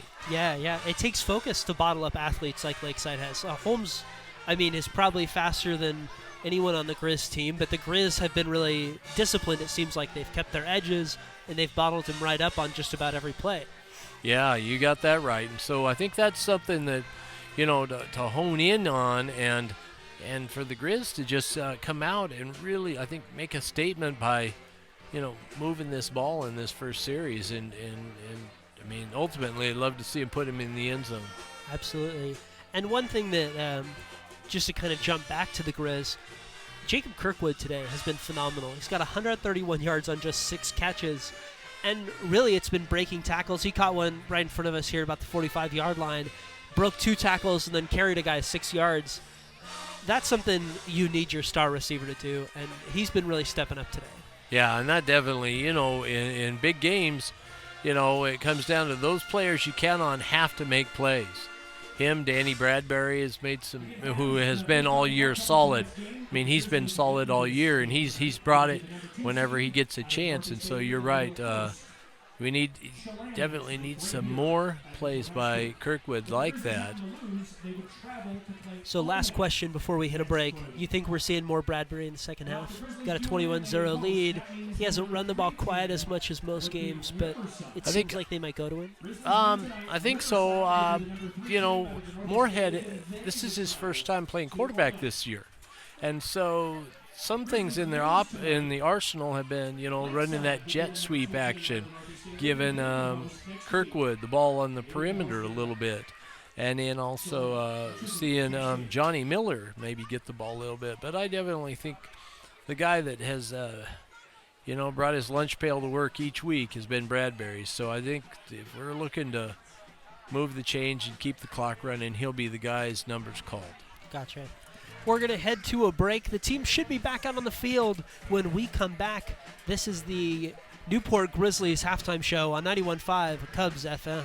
Bonner Saw and Power Equipment is a valued sponsor of Cubs FM. Located at 682 High Street in Priest River, Idaho, Bonner Saw is an authorized dealer of Husqvarna and Echo chainsaws, as well as lawn and garden equipment, sales, and service. Bonner Saw and Power Equipment can be contacted at 208-448-1522. That's 208-448-1522. Bonner Saw and Power Equipment, where our customers are our neighbors and our friends. Cubs FM gives a big thanks to Big Moose Rental Center and Trading Post. Located at 917 9th Street, just before the high school in Priest River, Big Moose Rental Center provides a variety of amenities: rentals, secondhand, consignment, eBay sales, antiques, and more. Big Moose Rental Center is open from 7:30 to 6 Monday through Friday and 9 to 3 Saturday and Sunday. You may contact Big Moose Rental Center at 208-448-2736. The right tool for the right job. That's Big Moose Rental Center and Trading Post.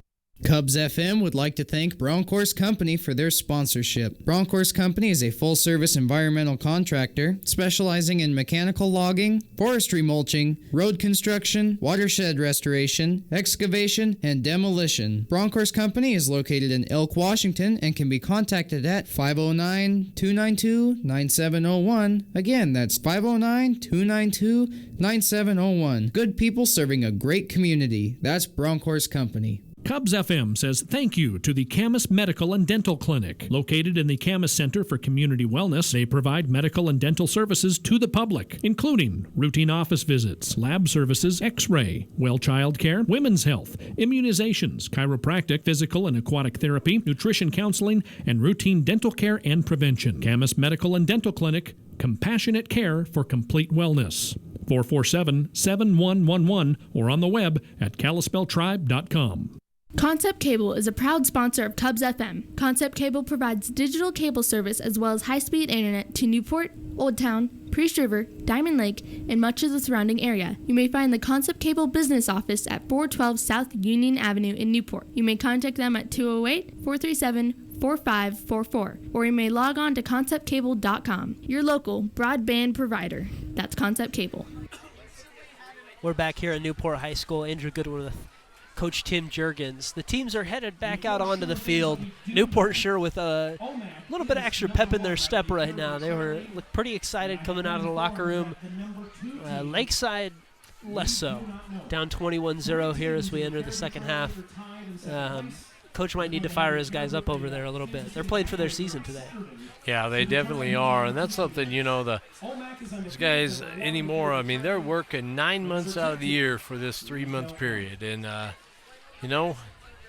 could be a long 9 months if you don't, especially if you leave something, you didn't leave it on the field, so I'm sure they've gotten after him, and hopefully be a good second half.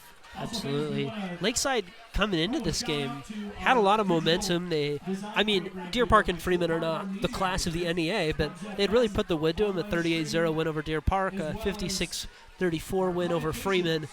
And really in that Freeman game, I kind of looked at the score summary. Freeman scored 3 touchdowns at the end of the game, so it's probably closer to 56-14. Yeah, which, is similar to the Grizzlies scores, 48-0. I was really somewhat surprised by the Deer Park. I don't know if they ended up having some injuries or something like that, but,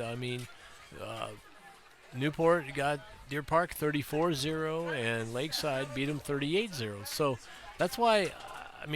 they have the firepower, and they seemingly traditionally in the past, Lakeside has just taken a couple plays, and then all of a sudden they're a different team. And that's the thing that I hope and see. The defense will be so important to hold them and keep them in check, because if they get a little fire, they just kind of energize and play as a different team. Absolutely. That confidence could be huge, especially we were talking about over halftime for Hunsaker. If all of a sudden he goes, yeah, I'll step up in the pocket and make some big throws, that changes the whole game. It does. It really does. So another thing I guess worth keeping an eye on, OMAC, who won the Caribou Trail League last night, the win, only beat Lakeside by 2 points. It took a blocked field goal at the end of the game. So if you're Newport, maybe the head coach, not the players, you don't want the players to see that score, and you see that, you kind of get some confidence going in knowing you're playing Cascade, who lost to OMAC already this year, and you've got 21-0 lead on Lakeside right now. Right, exactly. But that's the craziest thing about sports in general. Sometimes you never know. Maybe OMAC didn't have the players they have now, or some teams match up with somebody else better than another one. It's just kind of crazy, but you're right. It poses some interesting questions and thoughts. Here comes Adam Moorhead. He's going to kick off. Lakeside's going to get the ball first. That's Epifanio and Holmes back to return. Moorhead with another little squib kick, and he's going to kind of sit back and play safety. Fielded at the 25 by Epifanio. Bursts through the line, runs right into Moorhead, who flips him over at the 50. That's kind of a big return, and it looks like a little more excitement on the Lakeside sideline. And Epifanio must have gotten some good blocks there, because he came screaming through that. Yeah, he never even had to slow down. His shoulder stayed square, and I'll tell you what, that's the scary part. Usually, they're squib kicking it, but squib kick is usually you try to the side. And, man, it's just straight down to him. It creates those running lanes for him. Hunsaker now back. Hands it off to Campbell. Excuse me, that's a fake. Hunsaker kept it, and he's going to plunge forward across the 50 for about 2 yards down to the 48-yard line. It's going to be 2nd and 8 as we begin the second half. 11:42 remaining in the third. Number 26, Jesse Cummings, ended up making the tackle there. 3-yard gain. 2nd down and 7. Here's Hunsaker back with Campbell again. This time he actually hands it off. Campbell gets it. He got grabbed around the shoulder pads by somebody at the line of scrimmage, and he's brought down at the 45-yard line.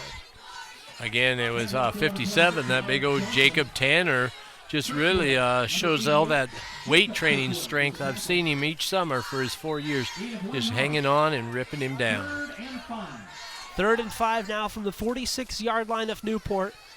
Hunsaker's got a man out wide in each direction. He fakes the handoff to Campbell, rolls out right. He's got nothing there, and he kind of spikes that one over by Holmes.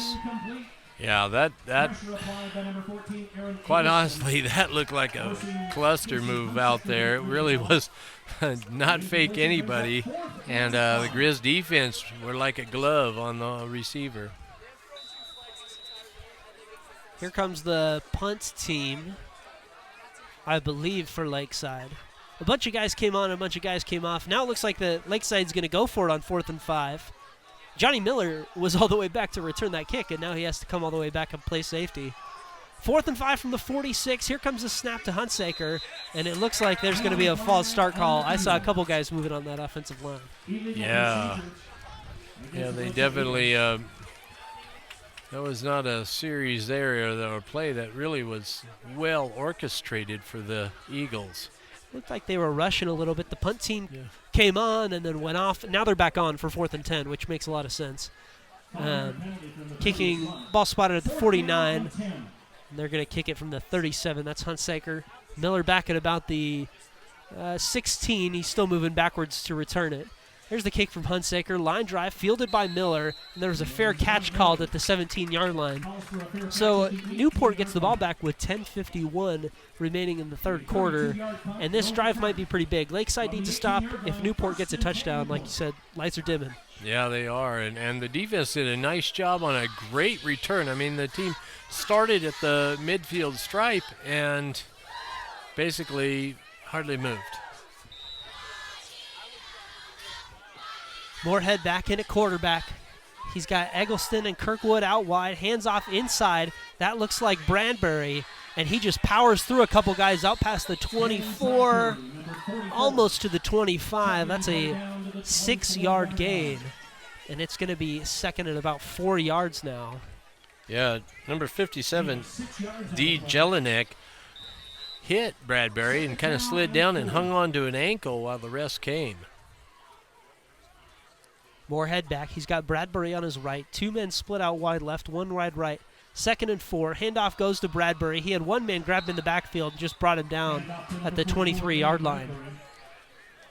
Yeah, Braden Campbell was right there. And, again, trying to ride Bradbury. And Braden Campbell, that's been a name we've said quite a bit so far for the defensive Lakeside. He's been one of the few guys who's really played well. After a 2-yard loss, 3rd and 6. 4 guys split out wide here. Eggleston, Miller, looks like Owen and Kirkwood. That's from left to right of Adam Moorhead, the quarterback. He's got Bradbury to his left. Fakes a handoff, now rolls out to the left side. Looks like he's trying to throw, but someone's going to get there. That looks like Kai Adams, who's going to bring down Moorhead for a sack. He had nowhere to go with football. No, he didn't. He really didn't. And that's where he also was running in with his shoulders, never in a position to throw the ball. So if he went to plant, it was gone too long. He could have maybe threw it out of bounds once he got outside that box, but he held on to it a long time. Now Kirkwood back to punt. Just the second punt, I believe, for the Grizz so far. 21-0 still the score, about 9:45 and counting in the third quarter. Lakeside may bring a little bit of a blitz here. Nope, just 4 guys. Kirkwood gets the punt away. That was not a good one, though. I think it came off the side of his foot, bounces down at about the 27 of Newport, rolls out to the 28. Yeah, that would be in the dictionary under shank right there for sure. That really, if any time the defense needed to step up, here it is. They've been put on their shoulders now by the offense. So here we go. Yeah, cannot give Lakeside momentum here. Hunsaker back, 2 men out left on the short side, 1 man way out wide here on the right. Fake the handoff to Campbell, now looking long. That's caught at the 10, brought down at the 1-yard line there. That was a nice little pitch and catch to Nick Pavlin. Yeah, that's exactly what we're talking about right there. They made that little play action, tight end seam, and getting that ball downfield. A 25-yard completion. 1st and goal, Lakeside. Now Hunsaker in the I formation at the 1-yard line. They're going to sneak it. Hunsaker plunges to the right of the center. No signal yet. Touchdown. Touchdown, Lakeside. Lakeside now brings themselves back within 15. Extra point could make it 14. After that post route over the middle, Hunsaker just plunges over and makes the touchdown. Yeah, and he got the brunt of it, though. He's certainly kind of a little gimpy there, as I've been noticing. But this is the type of action that I tell you, Lakeside could really grow off of if we aren't careful. Number 12, Dylan Dennis. Dylan Dennis on for the extra point. Hunsaker holding. Dennis kicking from about the 10-yard line. Snap comes in high. Nobody's there, though, and Dennis boots it through. So now 21-7. And really from here on out, they're all big drives, but this one might be really important. You got to put up 7 more points. Can't give Lakeside a chance to get some more momentum. Yeah, and that's really, the sign of equality where you're at in terms of competitiveness is other teams will do great things, but how do you match it? Last year we were playing we went quite deep into the playoffs, into the semis. We played Royal. We had some tremendous drives, scored. And but all of a sudden Royal came back in huge chunks of ground and scored against us. So, yes, we made some plays, but then they made double the plays. So, kind of is a challenge right now. What are we going to do to match this? Absolutely. And if you don't get that momentum back, I'm sure against Royal it's this way. It kind of sucks the air out of the crowd. You don't have it anymore, and they're just thinking about, what's the other team going to do next? Exactly. And it just seems like as time goes on, you get a little tighter, and the other team seems to get a little looser if you don't meet that momentum. So Lakeside going to kick it off here. That's Dylan Dennis. It'll be his second kickoff of the ball game. First one, I think, went to about the 5-10 yard line before it was fielded by Miller. Miller is the man back. Kirkwood back there as well, and Hill over on this near side, the left side. Dennis is ready to go, and here he comes to kick it off. That one's a good long kick. That's going to be fielded by Miller. Maybe not. He's going to let it roll through the end zone. Probably a smart play there. That was a nice kick there from Dylan Dennis, and Grizzlies are going to get the ball at about the 25-yard line. Excuse me, the 20-yard line. Be nice and chance just now to see what we kind of rode Bradbury last series. See what happened here. Might be time to go back to your bell cow guy. Hand off to Bradbury. That's exactly what they're going to do. Goes through the middle of the line. Got wrapped up and dragged the guy for a couple more yards and down at the 23, 24-yard line. Yeah, by number 18. Braden Campbell again on the tackle there. Second down and 6. Johnny Goodman, extra lineman in here in that. Excuse me, he's just in at left tackle now for the Grizz. Snap back to Moorhead. He's looking long, looking for Michael Owen, and ball tipped around, and Owen caught it. That one looked to be intercepted by the safety.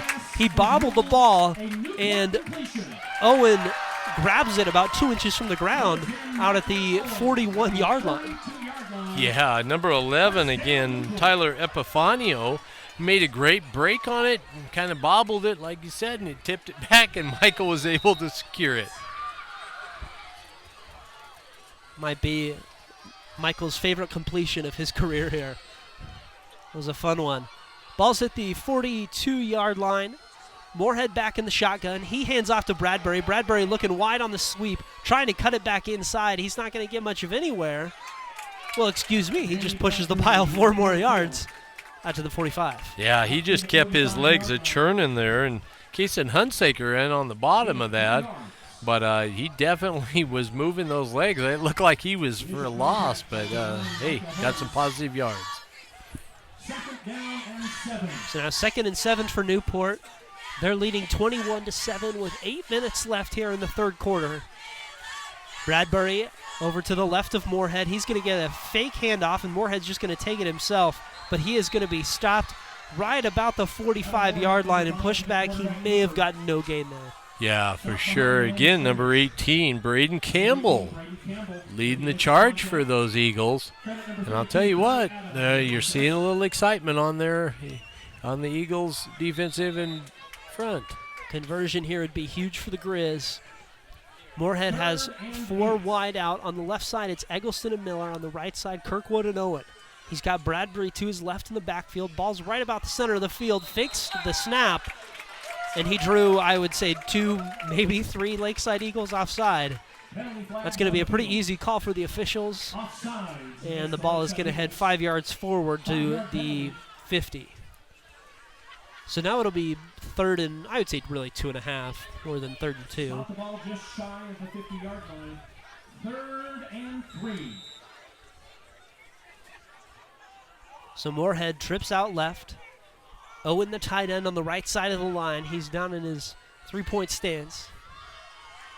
Handoff to Bradbury, and I think Lakeside knew that was coming. He is stopped right away at the 48, 47-yard line.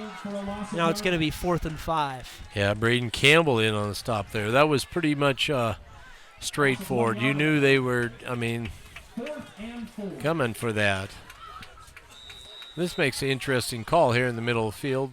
Lost yardage, though, but Grizz are going to punt. Kirkwood back to do the honors. I think that's Holmes. He's going to try and return it for Lakeside. One man across the formation. Kirkwood runs about 4 steps to the right. Rugby kicks it down to Epitano. And he bobbles it and then picks it right up at about the 20-yard line. I'll tell you what, he tonight it's about a 50-50 chance if he's going to hang on to the ball when it comes to him. I think he's dropped 2 and missed 2. Might be making a change right there soon for Lakeside. But regardless, they've got the ball at the 21-yard line. 1st and 10, 6:15 left, 21-7 Grizz lead. Hunsaker fakes the snap. Looks like Newport going to drop back into coverage. Hunsaker looking deep down the field. That one is knocked away, a leaping breakup by Miller.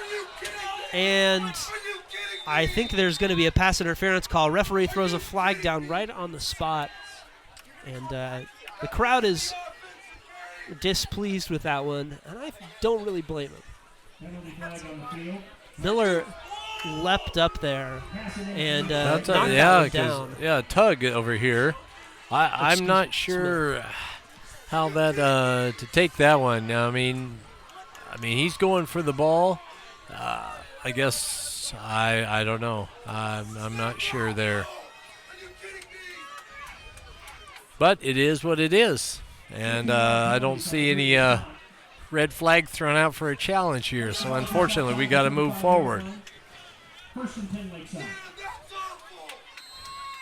And it looks like another flag down from the near side official.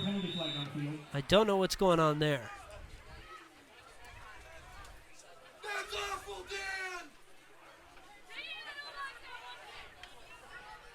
And it looks like we're going to have a...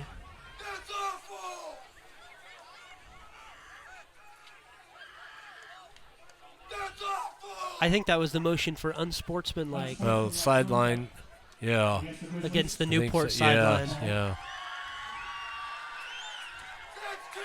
Looks like Coach hopped onto the field. The referee's coming over to talk to him. That's going to be another 15 yards for Lakeside. They're going to be up at the 50-yard line, if my math is correct. And so all of a sudden, 2 penalties, and Lakeside is at the 50-yard line with a chance to cut the lead in half. It's 21-7 Grizz right now, but still a lot of time left. Exactly, and that's what we're talking about in terms of, getting some plays going, and all of a sudden the cheers start. Out at the 49-yard line, Hunsaker ready to take the snap. 2 men out right, 1 left. He drops back, pump fakes, looking long. He's got Holmes. And Moorhead unable to knock it down. Holmes makes the catch. He fumbles the football. And that one is going to be down at the 21-yard line of Newport. A 30-yard completion there just about for Lakeside. And that's what, we kind of talked, blind hog finds an acorn, but, they're going vertical on us now and getting that ball out of there a little quicker. Handoff there to Campbell. Hops through the hole and slides out to the 19-yard line. That's a 4-yard gain. Now going to be about second and 6 or 7. 5:45 remaining here in the third quarter. Yeah, Luke Nichols ended up making the tackle. Bradbury kind of hit him and let it slid off, and then Nichols finished him.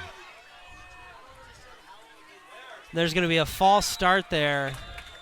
That was on Campbell. He hopped forward a little quickly after that.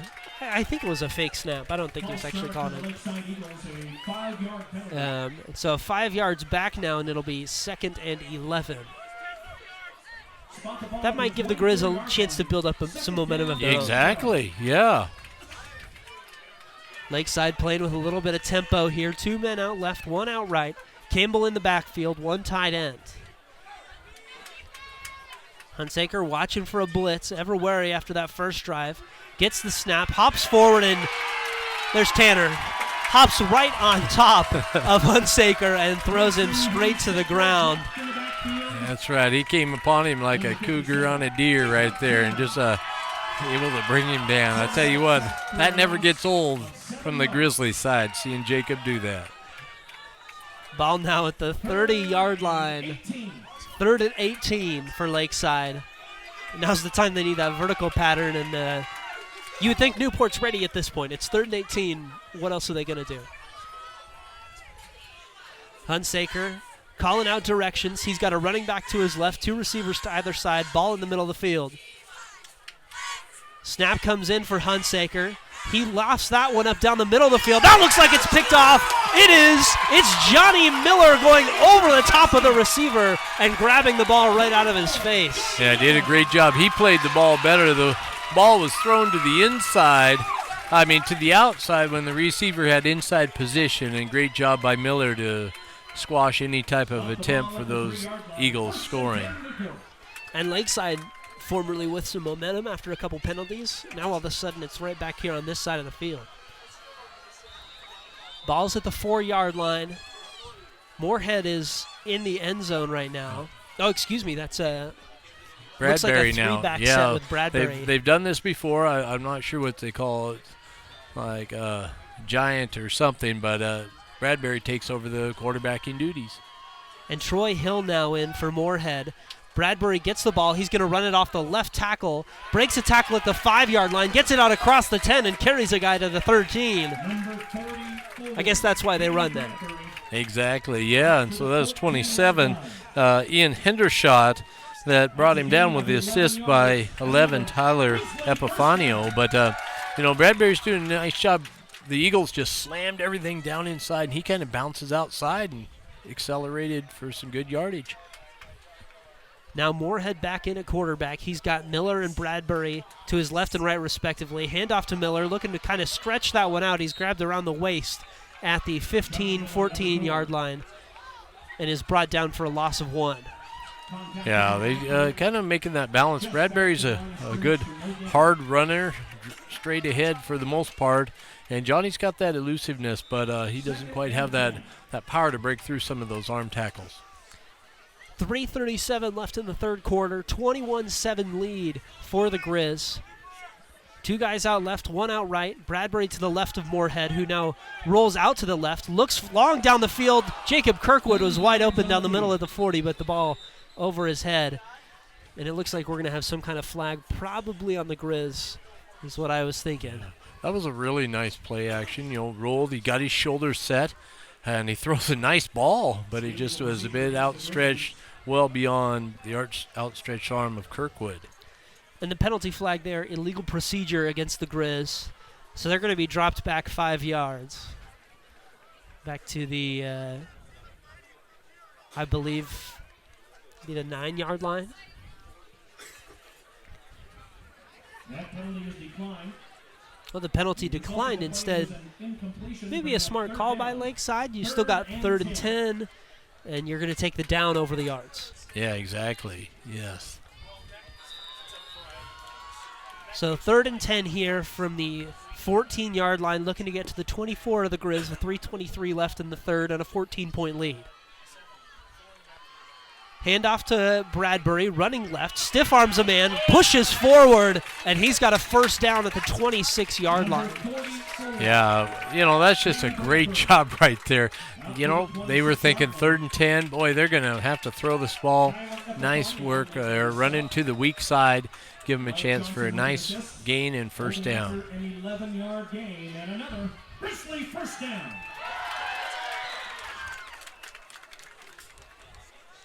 Moorhead barks out directions. He's got Bradbury to his left, 2 receivers to his right. Handoff goes to Bradbury, and he breaks one out to the right side. He's at the 40, 45, 50, out to the 45, back into the 40, cuts it back, breaks a tackle, gets a block at the 35. He's at the 30, still carrying guys, breaks one more tackle down to the 18-yard line of Lakeside. Oh my goodness. Danny Bradbury was nearly down in the backfield, and he just gained about 50 yards. He did, and guys were falling him off like he was water on a duck's back, man. He was just moving and shaking out there, leaving those Eagles wondering what in the world happened. Bradbury now getting a much-deserved rest on the bench. Johnny Miller's in at running back. Tug Smith enters the game at a wide receiver. He's on the right side in the slot. Not quite sure what the delay is, but Moorhead looks like he's ready to go now. He's going to hand it off to Miller. Miller cuts it back to the right side. He's got a clear path to the end zone, and Johnny Miller scores his first touchdown of the ball game. It's 27-7 Grizzlies. That's outstanding right there. And that old booster boom never gets old hearing that. But, just to see that change like they're thinking, who knows what they're thinking. But, man, that opened up, and he just scooted right through there beautifully. Yeah, he had all the room in the world there. And he's got all kinds of speed, too. So as soon as he's through that hole, he's got at least 10 yards. That's probably a 14-yard touchdown. Now it's 27-7 with 2:22 left in the third. Moorhead looking to make it 27-7, and that one is good. Moorhead 4 for 4 on the day in addition to his excellent quarterbacking. But that drive was all run game. Bradbury, a 57-yard run. Miller closes it out with a 14-yard touchdown. And that's exactly what the Grizz needed right there. Absolutely. And, that old saying, great players make great plays. And I'll tell you what, that run by Bradbury was a thing of beauty. Absolutely. And the play call on that was incredible because I feel like it was a draw play. Hopping through the left side, but it felt like there was a pulling guard there. Lakeside jumps into the backfield, and Bradbury's gone. Exactly, there was nobody to stop him. Yep. Now Moorhead back out to kickoff. Once again, Holmes and Epifanio back to return. If I were Moorhead here, I would kick it to the right side where Epifanio is. Oh, he's definitely, missed 2. Yeah. He's dropped 2. And the guy in front of him doesn't look too like he's, you can tell by body language he's not wanting maybe to catch the ball. No, he's going to run straight by it. And I don't blame him. Yeah. If you're not a kick returner, no way. Maybe don't return a kick. Moorhead kicks it over. Looks like Epifanio is going to take it in the center of the field. That one was a little bit of a higher kick. Epifanio bursts up the middle before he's brought down by Jacob Tanner. 37-yard line. Yeah. The thing is about it seems like consistently teams get that ball to the 35. And if that case, just kick it out of bounds. They get it at the same spot, almost. But anyway, nice job securing him from getting any farther. Absolutely. Yeah, and unless you've got a kicker like Dennis on Lakeside, you may as well just boot it out of bounds if you don't want to worry about the risk. Hunsaker in the backfield, 2 backs by him. The handoff goes to Holmes. He's got a pulling guard but ignores him and is brought down in the backfield. What a play by Kirkwood. Yeah, he just he scooted up there. But you're right, they pulled. It was like the counter play, and you know what? Sometimes he didn't respect his blockers and went outside of him, and look what happened. So Holmes loses 1. Ball now at the 35-yard line, 2nd and 11. With 1:47 left in the third quarter. Hunsaker fakes the snap. It looks like 2 guys are going to blitz. Kirkwood does. 1 man off the edge, and there's Jacob Tanner. I feel like we've said his name all night. He brings down Hunsaker for the sack at the 29-yard line of Lakeside. Yeah, no, Matthew Kirkwood right there. But I'll tell you what, Tanner's bringing some heat there, and he's roasting an eagle there. 3rd and 16. I think this is probably the 4th or 5th time that Lakeside has had at least 15 yards to get on 3rd down. That is not a recipe for success. 1:10 left in the third. Hunsaker's got 3 guys to his right. It's the short side of the field. Hunsaker rolls out, looking to get downfield. He's got a man open, throws to Epifanio. That's not enough for the first down as he catches it at 42. But it does get it down to about 4th and 5 from the 42-yard line. Yeah, definitely. They did a nice job rolling that time. They double-teamed Tanner, and then Eggleston out here just kind of pushed him out, allowed that huge area for the quarterback to step up into. But again, no vertical press, just had to throw underneath. 4th and 5. Hunsaker looking to pick up a first down. That throw is behind his receiver. Epifanio is looking for a flag. He was running a slant to about the 50-yard line or so, and the pass is behind him. Turnover on downs. Yeah, Michael Owen was in on the coverage there, and definitely, it's tight, but not necessarily that tight, and no flag. So now ball on the 42 of Lakeside as Newport takes over. May be able to put the game away if they score right here. Yeah, I'd really like to see kind of a shot taken right now. See him throw it up and see what our guys can do. Moorhead has trips to the left on the short side. One man out to the right. He takes the snap, feeling a little bit of pressure. Pressure's still coming after him. Moorhead escapes, running along the line of scrimmage. Now decides to take it himself and runs out of bounds around the 37-yard line. Looked like they might have been trying to set Kirkwood up on something like that, but, kind of felt a little pressure, and good job by Moorhead getting out and getting some yardage. Absolutely. You can see kind of when Lakeside had a defensive tackle, it looked like kind of roll into Moorhead, and Moorhead's eyes drop, understandably, and then he has to start running because he's got some pressure on him. Now 2 guys in the tight end to the left. That's the wide side of the field with the ball on the right hash. Kirkwood out to the right near the sideline with 19.3 seconds left in the third. Grizz get the snap. There's Moorhead. Throw over to Kirkwood on the crossing route. Excuse me, that was Owen on a curl. And that one is incomplete, knocked away there by the defender. Yeah, that was a nice job defensively. The ball was there, though. Just looked like he never got it into his body to tuck it away. 13.2 seconds left here in the third. 28-7 is the score of the Grizz lead here. Bradbury in to the right side. Excuse me, he's going to actually be on the left side of Moorhead. Moorhead has trips out to the left, one man out to the right. Snap in, handoff to Bradbury. Bradbury's got a hole. He runs right through a man at about the 27-yard line and ends up at the 25. He lowered the boom there at the end of that run. Oh, he did. I tell you what, that was about as loud as the booster boom, and he ran into those guys and parted them. Number 11 certainly has been the brunt of those, Tyler Epifanio, many times tonight. And that is going to be the end of the third quarter. What a way to end it. It is 28-7 Grizz. We are headed to the fourth here on 91.5 Cubs FM. Bruce Hunt Farmers Insurance is a valued sponsor of this radio station, located at 309 South Washington Avenue in Newport, Washington. Bruce Hunt Farmers Insurance provides home, auto, and life insurance open 9 to 5, Monday through Friday. Bruce Hunt Farmers Insurance may be contacted at 447-3428 or at bhunt@farmersagent.com. Getting you back where you belong. That's the goal of Bruce Hunt Farmers Insurance. Excess Disposal Service is a proud sponsor of Cubs FM. Excess Disposal Service provides weekly commercial and residential roadside garbage can disposal, as well as commercial container services, both in town and in rural locations. Excess Disposal may be contacted Monday through Friday from 8 to 3 at 208-437-4502. Serving southern Pend Oreille County since 1972, Cubs FM says thank you to Excess Disposal Service. We are the Grid 91.5 Cubs FM. Welcome back to Grizzly football on 91.5 Cubs FM. It is 28-7 as we enter the final 12 minutes of today's ball game. I'm Andrew Goodwin, joined today by Tim Juergens. Or rather, you're Tim Juergens, joined today by me, Andrew Goodwin. 2 guys in the backfield here for Moorhead.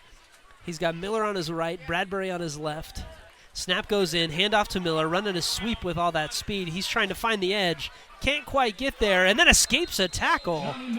Boy, I thought they had him dead to rights, and instead he squeaks out of a tackle from Holmes at the 25-yard line and ends up at the 19. Yeah, Kason Hunsaker really brought a great collision there, though, knocking him out of bounds. I'm not sure Hunsaker got up a little bit hobbly, but that was a nice little collision. Second down and 3. Moorhead back in there. 11:26 left in the ball game. He's got 2 guys to his right, Bradbury, and it looks like that's Kirkwood outright. Ball's on the left hash. Snap comes in. It looks like an option. Moorhead decides to keep it himself and runs up to the 15-yard line, diving over a defender to get the first down. He's faster than pond water, but not quite a rushing stream out there. But a nice job getting behind blockers. Just kind of, I loved seeing he secured that ball when he was going through there. Nice to get that first down. That's the one thing you can't do at this point. You've probably got at least 3 points. Don't lose the football. Now 1st and 10 from the 15. First down's going to be at the 5. 10:53 remaining in the ball game. The Grizz lead it 28-7. Moorhead peeking around, making his reads. He's going to hand it off to Bradbury. He's trying to run left, but Bradbury is grabbed right in the backfield, and he's going to be pulled down for a loss of 1 at the 16. Yeah, 57 there came back in. Dave Jelinek held on to him while a group of Eagles came and brought Bradbury down. 16-yard line for a loss of 1 yard. 2nd down and 11. Now Miller to the right, Bradbury to the left. 2nd and 11. And that one, it looks like there might have been some miscommunication, but Moorhead's going to take the ball. He runs out for a gain of 1. That's to the 15. Ran way out left there before kind of getting planted by Hunsaker. I'll tell you what, Hunsaker, that's one thing at our level we talked before the game, that at our level, starting quarterbacks playing safety, coming up making some whale of plays in this series. There's some advantage to playing quarterback and playing safety at the same time. You kind of know what the other guy's thinking, right? Moorhead's got 2 guys split out right. Bradbury in the backfield, rolls out to the right side of the field, throws it underneath. That's Owen. Owen breaks a tackle, squeaks by, and gets down to the 3-yard line. That's a first down. Nice catch there by Mike. That was, these 2 down here. We did a little crossing route, pulled the safeties out, and that dragging tight end, beautiful play right there. And got some positive yardage after catch. Not quite as exciting as Michael's last catch, but yeah, works just as well. Exactly. Moorhead, I assume they're going to run to Bradbury here, but Moorhead's got 2 guys in the backfield. They just checked that play. Bradbury to the right, Miller to the left. Kirkwood split out right. They're going to hand off to Bradbury. Looks like they're trying to run a little bit of a counter, and Bradbury sneaks right into the end zone. That is a touchdown for the Grizz. Yeah, beautiful play. They made a little change. Bradbury followed his blocks and in, put it on his shoulders and pounded it through. So now 34-7 Grizz, 9:02 left. This has just been a dominating performance for Newport. Yeah, definitely. What I've loved to see, as we talked before, that series, that couple penalties, Eagles were able to put it into the end zone, and we've just been coming back all Grizz. Moorhead on for the extra point. I think you can make it 5 for 5. You can. It is 35-7, 9:02 left. And at this point, Lakeside needs a miracle, I assume. Yeah, they would have to be very expedient in their efforts to put the ball in the end zone for sure. Especially as dominating as the defense has been against them. They've just, I don't know statistics right off the top, but they haven't had a whole lot of positivity offensively. Absolutely. They had probably 2 big plays and then got a ball picked off. They got a lot of help from 30 yards of penalties, but there hasn't been a lot of offense for Lakeside. No, and that's something that, if you're trying to build on it, you have nothing to build on yet. But maybe, that's the thing where the defense has to just keep controlling them to make sure they don't get that momentum. And first now going to be the kick coverage team, because when Epifanio catches the ball, he's had some pretty big returns. He got the ball out, I think, right around the 51, so usually ends up around the 37, 38-yard line. Exactly. Moorhead once again doing the kicking. He had mostly squibbed before the last one. Other than that last one, he popped it up a little bit and landed right about the 10, 15-yard line. We'll see what approach he takes here. Maybe they take your advice from up here and just boot it right out of bounds. Micah Holmes and number 11, Tyler Epifanio. Holmes and Epifanio back. And it's squibbed once again right to Epifanio. He fields it at the 20, sprints into the middle of the field. Now he's going to try and take it up the right side. The Grizz lost a little bit of contain, but they ended up getting it back at the 37-yard line. 36-yard line, excuse me. That's pretty good kick coverage there. Yeah, it was. Gave up a 16-yard return, but you made him run 45 yards. Exactly. It looked like Troy Hill and Michael Owen finally brought him down, but you're right. He ran, 30 yards for a 5-yard gain, possibly.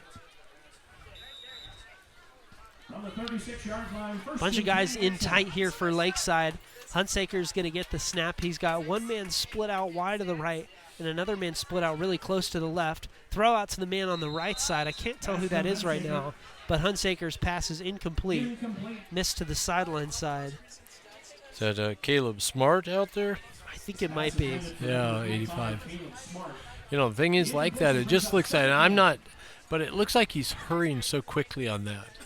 And, throwing even before the receiver's out of his break. And don't know if that's just his way or if he's, got some happy feet back there. And that one on the reverse now. Handed off and brought down really quickly in the backfield there. That is no gain for Epifanio. Yeah, the two Kirkwood brothers in on the tackle, Matthew and Jacob. But again, that was a nice defensive, trying to run some gadgety type play, reverse, but the Grizzly defense, were in fundamental position. 3rd and 10 here from the 35. Huntsaker takes the snap. Blitz is coming. He throws deep. Holmes is trying to run under it, but he overthrew him. Ball lands at the 30. Holmes dove at the 32. That one kind of down the seam. Miller kind of had coverage, but Holmes may have been able to outrun him there with 8:09 left here in the 4th. And Holmes had the steps, but the ball just was, launched out there. No chance for him to get to. And it looks like Eagles are going to punt this one away. That's surprising to me. Down 35-7. Only 8 minutes left. Don't you give yourself every shot you can to win this game and save your season? I would think so. You would try, but apparently in the books of antiquity, this is what you do. Huntsaker gets the snap, punts it away. Miller is back to take the kick. He's at about the 26. Decides not to take it, and the ball rolls to the 23-yard line. 32-yard punt with no return. 32-yard punt there from Huntsaker. And now the Newport offense is going to retake the field. And that's the thing, I'm not saying they've not been necessarily, super wide open, but the Eagles have had some guys with steps, or it's made it interesting when they've ran vertical. So, I guess it's one of those, but with 8 minutes left, if you want to try to get some points, maybe try it. Yeah, absolutely.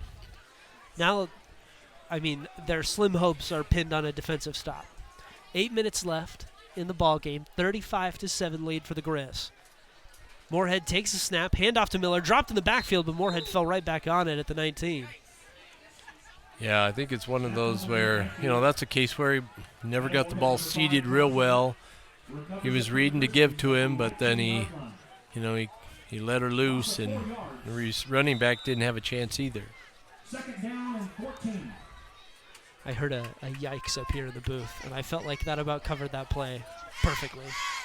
2 men out right, 2 men to the left for the Grizz. And it looks like we're going to have a timeout for Lakeside. We're going to take a break alongside. There's 7:28 remaining in the ballgame, and Newport leads it 35-7. Newport Dental and Associates is a valued sponsor of Cubs FM, participating with all major insurance companies and accepting Apple Health for children. Newport Dental provides complete family dentistry, including root canals, crowns, bridges, dentures, partials, extractions, and wisdom teeth removals. You may contact Newport Dental at 509-447-3105. That's 447-3105. Newport Dental, where their goal is to make your mouth healthy. Cubs FM would like to thank Excess Portable Service for their support. Excess Portable Service provides portable chemical toilet rentals by the day, week, bi-weekly, or monthly for your construction site, business, weddings, and special events.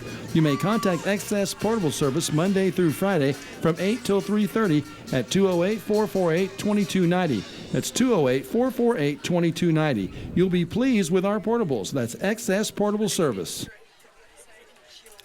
Back out here in Newport High School. 35-7 is our score. Newport with the lead, 7:28 remaining. It's 2nd and 14 for Newport at the 19-yard line.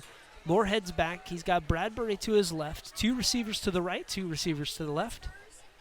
2 guys to the right side of the field. That looks like Kirkwood and Owen, which would mean Miller and Eggleston on the left. Snap in to Moorhead, handoff to Bradbury, and he is met almost immediately and taken down at the 15-yard line. Yeah, the Eagles just they swarmed Bradbury. There was nothing going there, and and that's the thing that is for me, kind of as I watch this at times, the Eagles just overwhelm us, our offensive line, but then it's like they take plays, I don't know, and then all of a sudden we just create some huge running lanes. It's been a little up and down for the offensive line. It feels like mostly up, but there have been some definite down spots, and that was one of them. 3rd and 18 from the 15-yard line, 6:48 remaining, and Moorhead's going to check.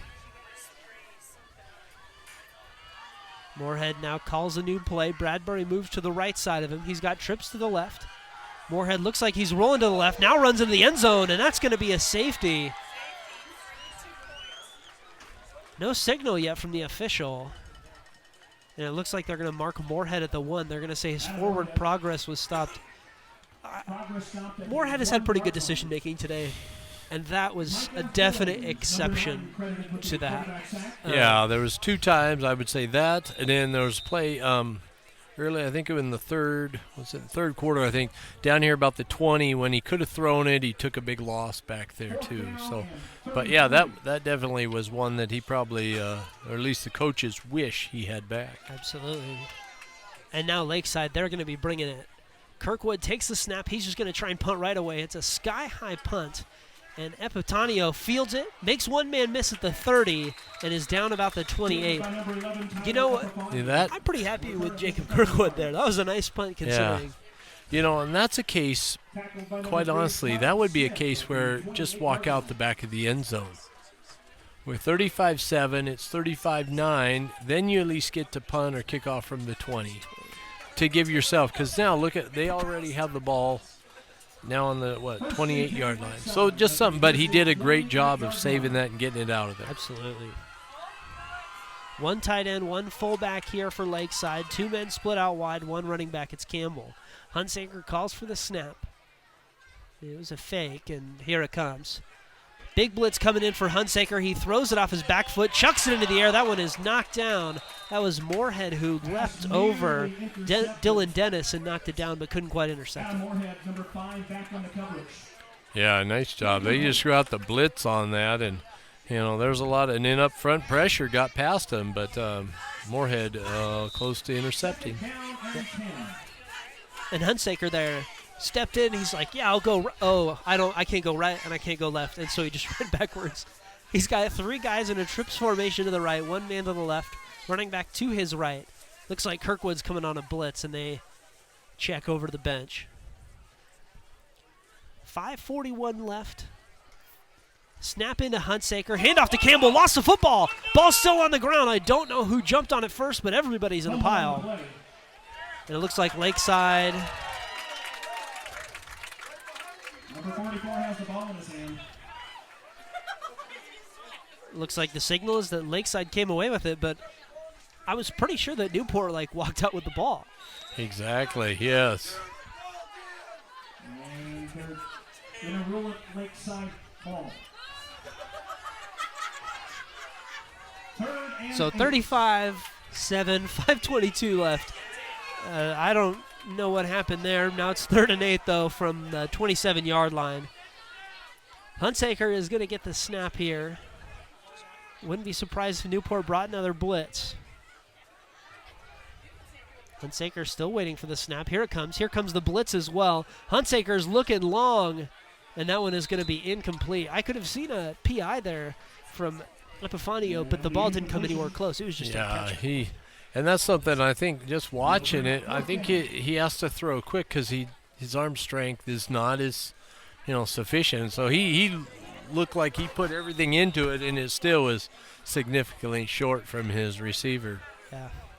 And so Dennis is going to come on for the field goal here. It's going to be a 42-yarder. Dennis has made it from 40, so 42 would not be unbelievable. Could see a fake here as well, but it's 4th and 8.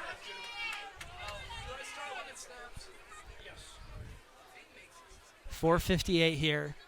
Dennis takes 2 steps, puts a boot on it. That one is going to have the distance, and it is going to be good. Dylan Dennis makes from 42 yards. It's now 35-10, so a moral victory there. An impressive leg for Dylan Dennis. Yeah, that was a nice kick right there. And that, again, going back, but we'd given up 2 points. It'd be 9, and at least probably the ball beat. But we're still 35-10, and defense did a nice job with them getting a great field position. Absolutely. And going back to the conversation we were having before the field goal on Hunsaker's arm, if you're a coach and you know your guy can't get it to the right sideline from the left hash, you probably should line up your guys closer to the right hash, right?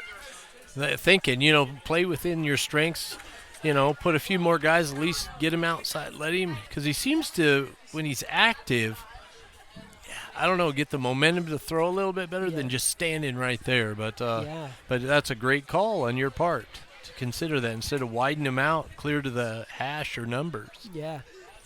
And I know a lot of high school teams, at least that I've seen and today, have run a lot of cover two. So you can stretch that vertically and use the exact same arm. You don't have to stretch a cover two horizontally.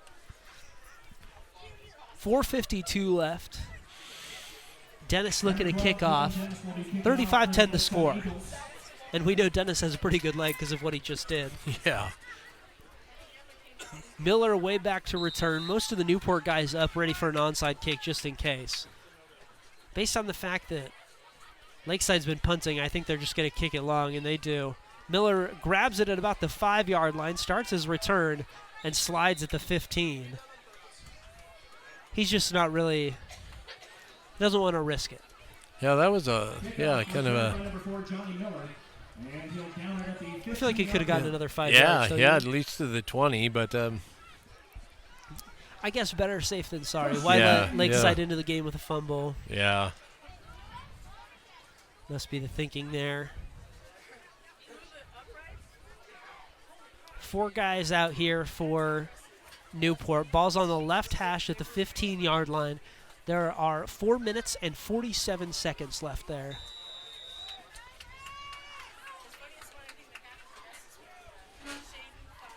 Looks like Kirkwood and I think Eggleston on the near side, the right side, which would leave Miller and Owen on the far side. Handoff to Bradbury. He bursts through the hole, spins off one man, stiff arms another, and is brought down at the 22-yard line. Again, brought down by number 32, Kai Adams of the Eagles. There have been a couple Eagles defenders that have had a good game. Adams, Campbell. So there would be some bright spots if Lakeside were going to be able to play another one, be able to make the playoffs.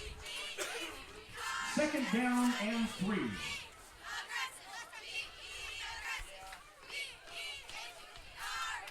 Moorhead back in the shotgun, hands off once again to Bradbury. Looked like he was going to be met in the backfield, but hopped over a guy, jumped out for about 3 or 4 yards, and it's going to be close to the first down there at about the 26-yard line. Wyatt Johnson in on the tackle, number 26 for the Eagles. 4-yard gain. And that's another Grizzly first down. 35-10 still our score. 4 minutes and ticking remaining in senior day here for the Grizz. And it's been a pretty good senior day, especially for Bradbury. A couple touchdowns, a giant 57-yard run. Moorhead back in the shotgun. 2 guys to the right, 1 man to the left. Handoff to Bradbury. He's going to try and break it outside. Stiff arms one man, gets around at the 30, out to the 40. He's trying to stay in bounds, and instead he's pushed out at the 42, 43. The clock stops. He gets a first down on that 15, I would say, yard run. And, you know, I'll tell you what, he looks like Moses out there, parting seas out there, just blasting through guys.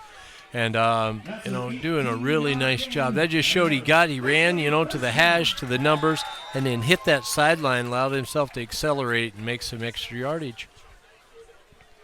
3:29 is what the clock is stopped at right now.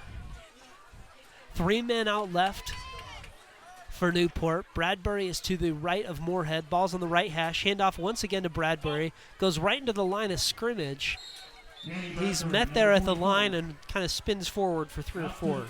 Yeah, Ian Hendershot was there, kind of double-leg takedown, and Bradbury spun and at least got another positive yardage. 3:15, clock is still running, and Newport's just kind of hanging out waiting for the play call. And they'll take their time to get into position, too. Kirkwood running across the formation towards us, kind of a little jog. Now they're all looking over once again. Moorhead now calls out the play. 2:50 remaining. Handoff to Bradbury once again, just like you probably knew it was going to be.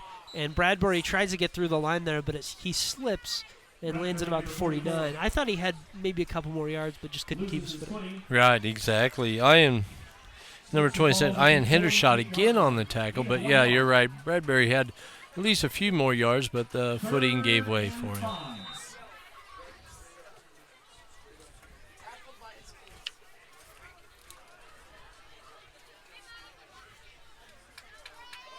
Waiting once again for the play call. Moorhead and Bradbury. Bradbury moves around to the left side of Moorhead. And it looks like there's going to be a timeout called by Newport. We're going to take a break alongside him. There's 2:07 left in the ball game. 35-10 Newport is our score on 91.5 Cubs FM. Cubs FM thanks Caltran, the Kalispell Tribal Transit System, for their sponsorship of this broadcast. Caltran is a public transportation service operating on a fixed route from North Spokane to the Camas Wellness Center 3 times per day. Their services are also provided to the surrounding areas such as Cusick, Ione, Usk, and Newport. You may contact the Caltran office at 509-447-7247, or you may find them on the web at kalispelltribe.com. Newport McDonald's is a valued sponsor of Cubs FM. Located on Highway 2 in Newport, McDonald's is open Sunday through Thursday from 5:30 a.m. to 11 p.m. and Friday and Saturday until 12 a.m. McDonald's serves burgers, chicken McNuggets, McCafe drinks, and all-day breakfast. You can find them on the web at mcdonalds.com. Newport McDonald's. I'm loving it. 2:07 remaining. 35-10 Grizz is the score. 3rd and 6. From about the 48-yard line. Handoff from Moorhead to Bradbury. Bradbury met in the backfield, but he's stiff-armed, still stiff-arming, breaks that tackle, gets out across the 50 and rumbles forward to the 48. Holy smokes. Tell you what, yeah, that just show, I mean, his strength to be able to keep a player away, and then push him off and get yardage. You know, that is just a testament to his hard work in the offseason. Yeah, he looks like a man among boys out there at times, that being one of them. He probably should have lost 4 yards, and he gained 3. Now 4th and 2. The offense is going to stay on the field for Newport. Bradbury is to Moorhead's left. They're probably going to run right towards the sideline. Instead, going right up the middle. Bradbury rumbles forward, breaks a tackle, stiff arms a man at the 30, now at the 20, out racing one more to the 10, the 5, tackled into the end zone. It's a touchdown for the Grizz. Want to talk about an exclamation point? Oh, it is yeah. 41-10. Definitely. What a, just a great job. And couldn't, a guy that, I'd say Mr. Grizz. I tell you, a guy that represents everything you'd hope that players would, and community members, hard worker in the classroom and in the field, and just so excited for him and to see that added to the Grizz point total there. 41-10 with 1:15 remaining. Boy, it looked like, oh cool, he'll get a first down, and then all of a sudden he bursts forward for 40 more. Nice run by Bradbury. And that one, a bobbled snap. And that one is, I think they're going to get a 2-point conversion on that, are the Grizz. The holder ran out after that one and ended up throwing it to Bradbury for the 2-point conversion. The snap kind of spiked, and so you have no choice but to take it out there if you're Jesse Cummings and then to find Bradbury in the end zone. That's right, he did a nice job right there. You know, kind of being aware and doing what he's supposed to, that fire, and get out there and play pitch and catch. 43-10 is our score here at Newport High School. Newport is going to come away with yet another big win. After picking up a few at the beginning of the season, kind of slowing down over those last 2 games. Been nice for Newport to regain some of their season momentum, starting out 5-0 and then having a couple tough ones, even if one was a win. Yeah, totally, and I would say you hit that. Just to see them offensively, get some momentum going, movement-oriented, and just them being able to, to see that, just some positivity offensively especially. And that'll be big going into their game against Cascade next week. Yeah, exactly. Huge. Anything is, it's like a new season. And you want to be hitting on as many cylinders as possible going into that. Absolutely. Kickoff now will come from Moorhead. Epifanio and Holmes back to return. They're standing on the 15-yard line, which is about where they picked it up. It's been around the 15 to the 20 today. 1:15 the time, 43-10 the score. A straight squib kick there on the ground, missed by the up man and picked up by Epifanio at the 25. A couple guys trying to chase him down. He stiff arms one and gets away, but he's still running sideways and is pushed out at about the 25. Boy, he picked the ball up at the 25. There's a flag on the other side of the field. He picked that ball up at the 25, and then he ran 30 yards and gained 0. Exactly, and that seems to be kind of the play of on their kickoff. He's done that last few times. I mean, he's ran for a lot of yardage, but none positive. A lot of lateral yardage. About to get the call for that penalty. Looks like we're going to have a hold. Oh, maybe that was a personal foul? It was a personal foul against Newport. I assume maybe a late hit or something. I thought it was a hold. PA announcer thought it was a hold, but I guess a personal foul. They just did it to the side, the referee. Hunsaker takes the snap, nearly bobbles it, handoff to Campbell, who's met right at the line. Got that one out to the 44. Maybe gained a yard there. Looked like Jesse Cummings in on the tackle there. Nice last couple plays for Jesse. Gets the 2-point conversion on the throw, and then nice little tackle for a gain of 1. 43 seconds left. 43-10. I think Lakeside just running it out at this point. And Hunsaker's going to take it straight into the line. The backup quarterback now in for Lakeside. That's Hunter Glenn. He runs for about 5 yards over to the right side to the 48. By the way, big thank you tonight to Galen Abercrombie. Clock running down, 20 seconds, 19 seconds. We might get one more play. Looks like Lakeside is going to give it a shot with the backups in, give their bench another chance. Here comes Glenn. He's dropping back, rolls out to the right side, looking for somebody, instead decides to run. Dives out of bounds. He's got a first down, and the clock expires. That is the ball game. A big win today for Newport, 43-10. Tim, we're going to talk a little bit more in the post-game show, but just initial thoughts on the game for Newport. Hey, I just, I love to see tonight. I feel like the Grizz really kind of gathered some energy and really played some passionate football and really faced some challenges and got kind of back in sync that they'd had earlier in the season. We'll talk a little bit more about the game, get some more analysis from Tim, and talk about what this means heading into the playoffs for Newport. Once again, the final score from today's game, 43-10 Newport. We'll be back with the Grizz postgame show on 91.5 Cubs FM.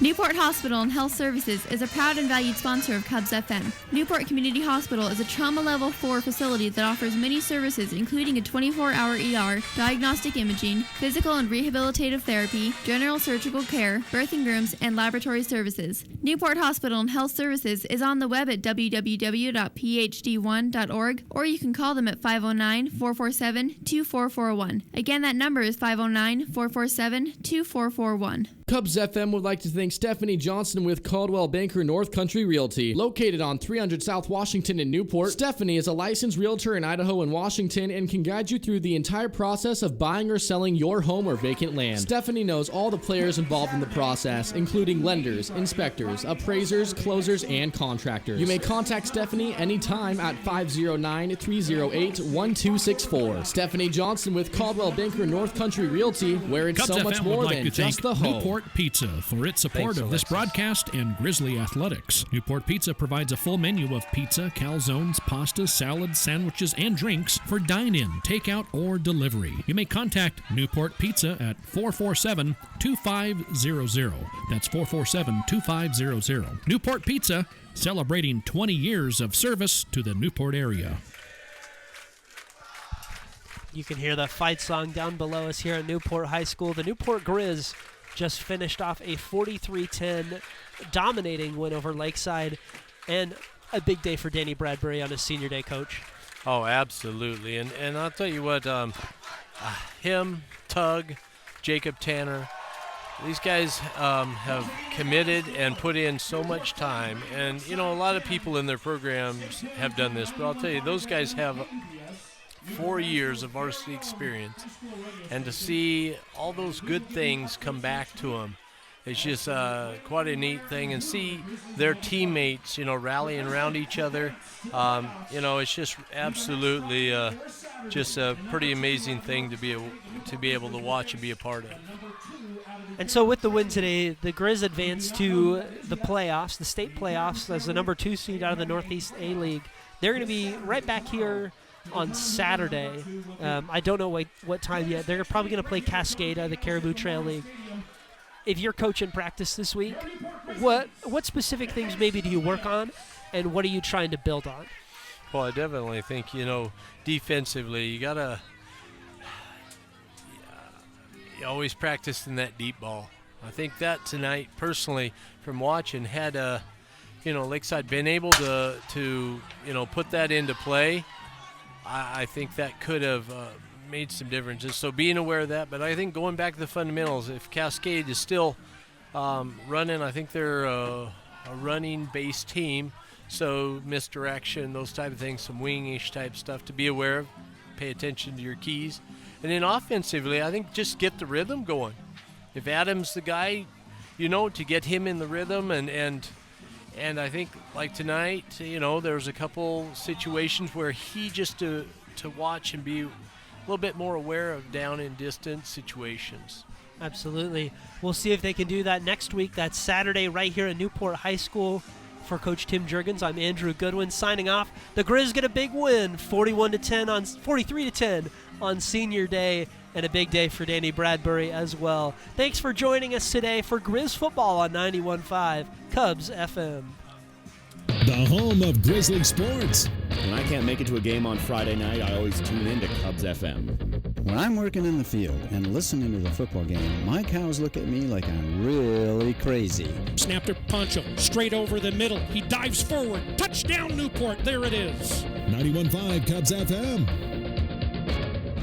The Obstetric Center in Newport Hospital and Health Services is a valued sponsor of Cubs FM. The OB offers a full-service medical staff and one-on-one service through the childbirth experience. They also provide classes that offer insight in what to expect on the journey of giving birth. You can find information at www.phd1.org or call them at 509-447-2441. Compassionate, comprehensive, close by. That's Newport Hospital and Health Services.